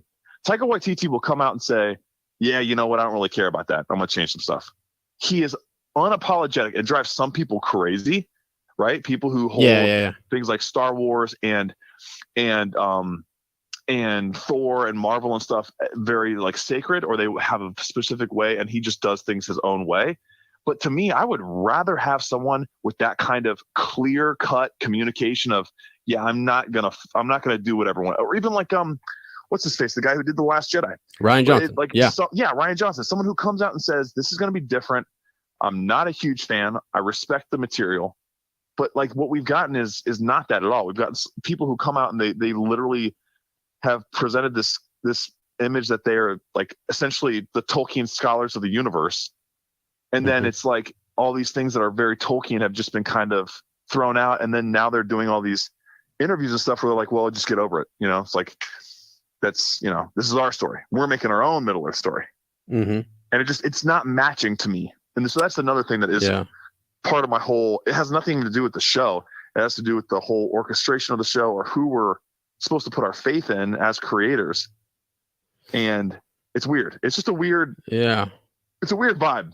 And it definitely feels like they're just trying to come in and make people who don't agree with what they're seeing also kind of look stupid. So in the same way that people were getting thrown under the bus for liking the show as being called stupid, it's just like playground crap. It's like both sides. Like now they're coming in and saying, well, if you don't like the show, you're an idiot, or you're evil, or you're stupid, or you're all those things. And it's like, can't we, why is it? It's because it's so important. Like in terms of television shows, it's not important in reality at all, but it's important in terms of like these people's careers and the source material people hold very like important. And it's also because there's a huge rift. There's just a big rift between people who there's not a whole lot of middle ground. And so it's like, and there's a lot of money involved too. They've even been walking back. This is so interesting because we talked about this stuff 4 years ago. They've been walking back the amount of money it costs to try and, I don't know what they're trying to do with it. It makes it look like they don't believe in their stuff or something. It's like, they're like, well, actually, I think this might've been Jennifer Salk or someone who was like, well, actually, it was actually Netflix who offered more. You know, they just wanted to go with us because, you know, shoot, I mean, the figures you've seen they're not even, you know, they're not correct. And I'm just like, so you're trying to make it look like you spent less on this? Like, what is the angle there? So people should go. I would recommend, I would like encourage people, if you are feeling a certain way, go out and read some of the stuff that they've released, and even look at the stuff they're doing week to week on, is it Deadline or something? I think it's Deadline. Okay. For their weekly like recap episodes. It's sort of like their appendices, but it's not. I don't think anyway. It's like as interesting as that. But they're talking about week to week things, and so. I mean, there are one of there's things that people aren't buying, right? Which is like the elves' hair, and then dwarves in their beards. Right. And, so don't those seem like, okay, so to me, of the major criticisms out there, those are not major criticisms. Like those are, to me, they're giving these guys softballs to make people who don't like the show seem stupid. Or who are, it's not hit to that to me, I'm like, that's where I get the whole puff thing. Like that is a puff. That's a softball of a question. Like I don't know many people who are really upset about the beards. I don't know many people who, you know, were like even Steven was like, I mean, I don't like that there's no rationale for the short hair, but whatever. That's not a major criticism. Right. But it's an easy one for them to counter and just say, well, get over it. Doesn't matter. Yeah. The first two are the beards are sort of whatever. And both their answers probably could be even comical. Like you could take Payne's response to the elves as if like, well, if Tolkien never did write that comprehensive style guide to hairstyles, cool. I get how that could be. It's a softball. Right. It's easy. That's like, it's not there. So it's just something. But another thing they did, I can't remember which question what it was for. The criteria is kind of dangerous to me. Not dangerous in terms of like actually being dangerous, but just it's an interesting line of thinking that it could justify whatever you wanted. Oh, it's about Numenor. Someone's like, you know, Galadriel never went to Numenor or something. And one of their answers was, well, Tolkien never said she didn't. She never went like, to. What? Oh, let's see. Oh, yeah, so right it's here. like, so okay, so if Tolkien didn't say it, then it's fair game. Right. Like that seems like, so that's just license for them to put in whatever they want and change whatever they want. And someone's defense of that I read or heard or something, and just it's the logical question to ask is, well then, you know, the Tolkien being such a, I mean, Galadriel's a really important character, right? And Numenor, a very important place. If she had gone there, don't you think he probably would have made note of that? I mean, the dude was meticulous and crazy. I mean, he made up backstories for everything. And so yeah. I mean, to me, I guess I do. Yeah, I do get you. I get both sides of that because again, I mean, you could pick any character right now that we've seen travel to other places and say, I feel like, did they go? You know, like did Tolkien? I mean, we've got, I don't know. That's kind of a crazy one. Like, I don't. But here's the thing, though. I don't really know that a lot of people are saying, like you said, though, that they're upset that she went to Numenor. I think it's the response is the issue, because most people don't care. I mean, I'm sort of like, okay, you tell me, whatever. It's not. We're more looking at like, and I think things that you've brought up even last episode are like the characterization of, so whatever little bits, or I don't know how much is there or is not there, right? I mean, but the feels that we get from Gil-galad and Elrond and Galadriel and those things, like when they're not matching up with what is in our head, that's sort of, and we got that from Tolkien's writing. You know, that image that we have, or that feeling that we have about those characters comes from his writing. So for people, again, like us who have some knowledge of the series, so when it doesn't feel like that, there has to be sort of that's gonna rub people wrong a little bit. I think that's really the thing. It's whether they actually go. I mean, because if you did something crazy, like, I mean, Jeezy cow, like Sauron hasn't even created Mordor. Like, my biggest gripe is actually that Sauron had nothing to do with Mordor. Yeah, right. I mean, that's actually the biggest one to me. And that goes against even their own argument. Like that Tolkien did say that's what happened. He absolutely that was like Sauron's authorship. Like he made. So, and the other thing too, so I go back to the kitchen, right? We talk about the kitchen. That's been our analogy the whole time. And we talked about those plates that we heard clanking around or crashing or breaking or something, right? Yeah. And I go back to this and I'm like, man, maybe maybe we thought that was the chefs in there doing their work. And sometimes you break a few plates, right? Sure. And now I think maybe they were just line cooks. Maybe they weren't even chefs. Maybe we were going into a restaurant expecting a certain type of whatever, because it was billed that way. Master chefs in town, master chefs. And it turns out they were back there slinging eggs. You know what I mean? And so that's the thing to me where I'm like, this was pitched to us in a way that's very different from how it's shaping out. And like for years, not just for like the beginning parts or what, like for years. And then like in the few months leading up to the show's release, all this stuff, just we're bombarded with all these stories and exclusive looks, and embedded in all this stuff are these little clues that it's not going to be, we're not really, maybe it's going to be different. You know, it's like these little things that it just sort of feels like, in a way, I don't know. It's just sort of disappointing is the only thing, really. I mean, just be honest. Like, if you're going to change it, you should have told us at the very beginning. Well, let me give you a comical one here, just to kind of lead us out. Let's hear it. Okay. Let's hear it. So the question about whether she never went to Numenor. She never went to Numenor, and then Payne says, I would like to see in Tolkien where it says Galadriel never went to Numenor. That doesn't exist. Imagine had he have said that exact same thing if the thing was, well, she was never unfaithful to Celeborn. Her and Halbrand she would never have cheated on him, regardless of whether he was, lost or what. I mean, imagine if that comes up in season 2 where she's a little intimate or something, or she's like giving up on Celeborn and is having a relationship. I mean, some people would say sort of, oh, okay, now as you've gone too far or whatever, but it depends on what they do, because they could then say, well, Tolkien didn't say she didn't have a secret side. Exactly. I mean, and then I think that's a dangerous precedent, man. You can't use that for everything. It's more about keeping to the spirit, which is what we heard early on, was that we're keeping to the spirit of all this, and we're keeping true to the tones and stuff. And I do, and by the way, don't get me wrong at all, because I do see, and I was even trying to challenge myself to go back to the last episode and look for what is it, because I think you can put it, if you want to, I think you can go back and try to say, okay, let me just, like, maybe some things were glaringly off and they're not working for you or whatever. You can go back and try to find one good thing. I was, like my mom would come home and mom would be like, what was one good thing that happened today? And so you can take that lens and you can at least try to say, what's the one thing that they're trying to pull or attach back to Tolkien or pull from his work. Sure. So because you can find those things for sure.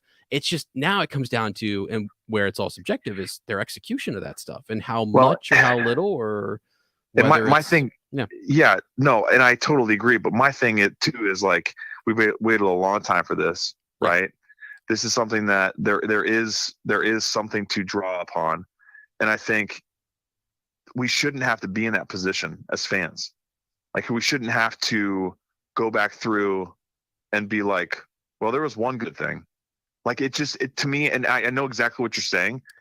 And I felt that way. Like when I rewatched certain episodes and I'm like, okay, let me watch it again. That one didn't, I told you that. I told Sarah, I would watch it the first time. I'm like, it's not sitting right. And then I watched it the second time and I had to actively look for things to go, okay, this is cool. This is sort of like it's almost like we have, and not everyone has felt this way. Yeah. But I think certain people have felt like we've had to try way too hard to make this work. It's been work. It's been work to go through and go, oh, okay, this is something that, all right. Whereas before, even in the Hobbit, dude, even in the Hobbit trilogy, which I have mixed feelings about, there are things that happen there that take me off guard, that find me, that make me think wow, this is awesome. I didn't see this coming. I didn't expect this. This is great. Like this is going to drive me into seeing, did this really happen? How did it happen? How was it different? Is this something that the creators? I haven't had tons of that, especially after the first couple of episodes. It's been like going, like you said, going to find things, which is a good practice to have. But I think that it's definitely helped me empathize with people who are like, nah, I'm out and I'm not there. Like I'm going to watch all 5 seasons because I feel like you never know. Yeah. You never know what can happen. Like that's the thing too. You never know what can happen or what they could turn around or but anyway. And the thing is that what we're acknowledging is that, like you're saying, you have some fans who are saying, just like you're saying, I shouldn't have to go back and look that close with the lens. Right. Some people were saying, guys, what are you talking about? I didn't even have to. It's all popping off the screen for me. Yeah, that's true. That's true. That's true. Because Lottie sits on a podcast where when the lore panel comes up, they're just gushing over it. Like they're finding these nuggets that they like or whatever. But then I've heard, and we've mentioned him on here, Snorri Olsen, who who goes back and forth is like, that's really didn't see. Okay, what are they doing there? Is it? Yeah. Are we on a flat Earth or is it round? And I mean, he's going to that level, dude, which is crazy. But then so it's man, it's something. It is such a. But I do get the response though. Like I'm trying to read through some of this. I haven't read this whole Hollywood Reporter article, but go check this out. They're definitely responding to some criticisms and things. So yeah, I mean, it's just interesting, and the timing on the show, it's going to take that long for the next one to come out. Crazy, isn't it? That might actually sour. Nuts. I don't know. I just think it would help. No, not at all. And I think too, like I think they've got great momentum with some fans. Yeah. But absolutely zero with others. And like the last thing you would want, I would think, like you said, I mean, like it might be a show that binges better. Yeah. Right. Yeah. And so the last thing you want is be like, hey, forget about Rings of Power for 2 more, not 4 years. Like 5 years almost, like you had, but only 2 more years. Like there's only gonna think about how many Star Wars shows are gonna come out in that time, like 1,000. You know what I mean? Like there's gonna be so many other. We'll get Stranger Things episode 5 or season 5 before that. Like we're gonna get so many other things that we're anticipating before the second season. That has been honestly, I think like most people could agree, it's not exactly what season 1 is. Not what they thought, right? Mm-hmm. It's not what we anticipated. It's not on a as big of a scale as we thought it would be, even in terms of just like events. Like it seems like it might be a week and a half in some ways. In other ways, it seems like it's been like years that we've experienced Middle Earth. There's no kind of way to track how long it's been. Yeah. But it hasn't felt like as grand as we had thought. So to lose momentum in terms of just like waiting years, I don't know, man. Yeah, because it's not going to be good. I mean, the one Fellowship of the Ring, you have a whole Shire prologue, a whole situation, a whole trek to Bree, a whole trek to the Council of Elrond, which is massive. You have a whole trek It's a slower pace for sure. No. I'm saying a lot happens. Oh, a lot. Yeah. It takes its time, and that's fine. But like, if you're gonna take this, we're in a TV show now, and I know. Besides, like you said, the prologue, very well done. I did love the prologue, and I loved it hardcore. And really, I check back in for I don't my favorite. I have to say it this way: my favorite character is the stranger, and then Durin and Elrond. Outside of that, I don't have a lot of. I love it. I love Ontimo and the people we've and I like those characters, and I like the actors and stuff. But I'm just not invested at all. Other than like maybe Bronwyn and Arondir, but. Yeah, right. I don't care as much. They're just not landing like they should. Now, Galadriel had some really good lines in this last episode too, which were good. But I don't know. There's been like a lot of damage to her character too. Don't you feel like the way that she was so, and to me like the way she just manipulated Halbrand, I'm like, man, that's cold. And like maybe that's how Galadriel was. I don't know. I mean, why pick that person as your protagonist? Because I know. Well, and that's been a lot of people's. Yeah, the protagonist is the most related, like Frodo, right? And then having like Luke Skywalker.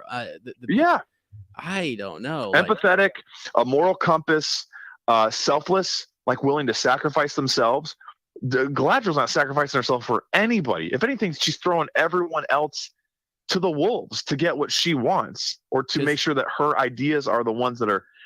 You know what I'm saying? Like that's the message I've gotten. That's how I felt after that first episode with Galadriel. It's like I want to get somewhere and do something, and everyone else be damned. I'm not gonna lie to you. I would have been more on board for like because they started a little bit where it's like she's sort of like, no, Gil-galad, you don't see. I'm far seeing. I can see this. I know what's going on. Me and Elra, like I would have like, okay, let's go. But then it has shifted, and I guess maybe. Just the proximity of not having him there too, it sort of caused me to go like, because I was like, okay, if people are overlooking her and they're not whatever, I'm like, all right, watch this. She's gonna have wisdom and knowledge, and she's gonna come around, and it just has turned into, it's a tempest. Yeah, which is fine. Right. It's not fine. It's not any. There's nothing wrong with it. It's just not. It's not a 10 out of 10 for me. No. It's at a 7. So and it makes it. I mean, I think it kind of creates like not weaker but less relatable characters for sure. You said it like, and maybe that's what we meant when we said who are our hobbits going to be. Yeah. Right. Because as much as I love Strider Aragorn, I can't relate to him in the same way I can the hobbits. I mean, I can in certain aspects of my life, but not as well rounded as I can like the hobbits, because I feel like I am a hobbit. You know what I mean? Yeah. And so like, and I guess that's subjective as well. But like for me, it is the hobbits. And but what you're saying there is brilliant, because it's not just hobbits. It's the way that the hobbits are portrayed. Because you could have made them really goofy and comical, more like how we see the dwarves kind of in the Hobbit. You know what I mean? And less of a like serious emotional group of people, or even just subset of characters. But like I've heard a lot of people say that like I don't have a favorite character in this show, and I think there's maybe a reason. Yeah, I'm not even gonna say think. I know there's a reason that so many people. It seems like everyone we've talked to and asked, D4 and Elrond, love it. Dita, love that triangle of character relationship, because it's based on a relationship. It's based on a friendship. It's based on, like, to some extent, unconditional love and kindness and forgiveness and willingness to go to bat for each other. Name another one that we had it. We had it with the 3 Númenórean boys. Yeah. And now Ontimo's dead. And so like we haven't even had that with Isildur and Elendil. Yeah. And just there's so many things that I'm just like, damn, like, I keep wanting to no. I mean, go on. I'm sorry, go ahead. No, I cut you off. You're good. Yeah. I don't know, man. Because I keep thinking like, I want those things too. Because you think about the Fellowship, you think about where the trilogy goes, and it's like even when you shift gears to like Legolas and Gimli, right? There's still a Fellowship. There's still a Fellowship going on. There's still the story of Aragorn was there in the beginning. It also is great. They all started together and worked out from there. These people are so disconnected. From these different groups are so disconnected that when you move to a different storyline and it doesn't have the same feels that Durin and Elrond, it shows. You can see that it's very clear that you don't have that dynamic. I think that it's like glaringly evident last episode and this episode with like Halbrand coming in and like Bronwyn and Arondir and Galadriel and Elendil, and they're all in the same place now, but it doesn't feel Muriel, like they're all in the same arena, and it just doesn't feel at all. And then like the back and forth with this is the last thing I'll say because I'm not trying to be too negative, but I keep wanting to love Elendil, right? I really, really do. But like this episode, right? He thinks Isildur's dead, which is the dumbest mystery box ever. Spoiler alert, he's not dead. Yeah. And like we have this moment where he's breaking down and crying and also like saying, I never should have taken that elf. So the progress we had made with Elendil in like 5 episodes has all just not 5, but like 4 has all been dashed. And this is the elf friend. This is the leader of the faithful, and he's saying he wished he would have left the elf to die. Mm-hmm. It just doesn't match. I get you. Yeah. So no, I get you. I know. And so, anyways, it's just, I think it's a difficulty. Here's what it'd be like, dude. It'd be like redoing Lord of the Rings and saying, Gandalf's going to hate the hobbits. Yeah.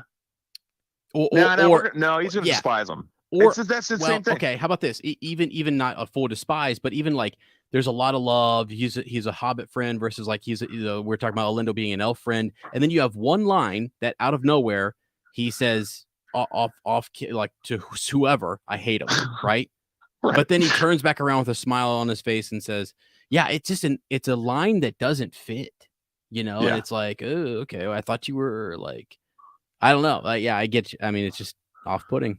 So I need to get. I need to. I was to say I need to get off the pudding for sure. So good. Too many carbs in the pudding, dude. It's this time of year, man. I mean, like, dude, I'm packing. I can't stop with the carbs. I can't stop. I'm packing on. Like winter was staring me down.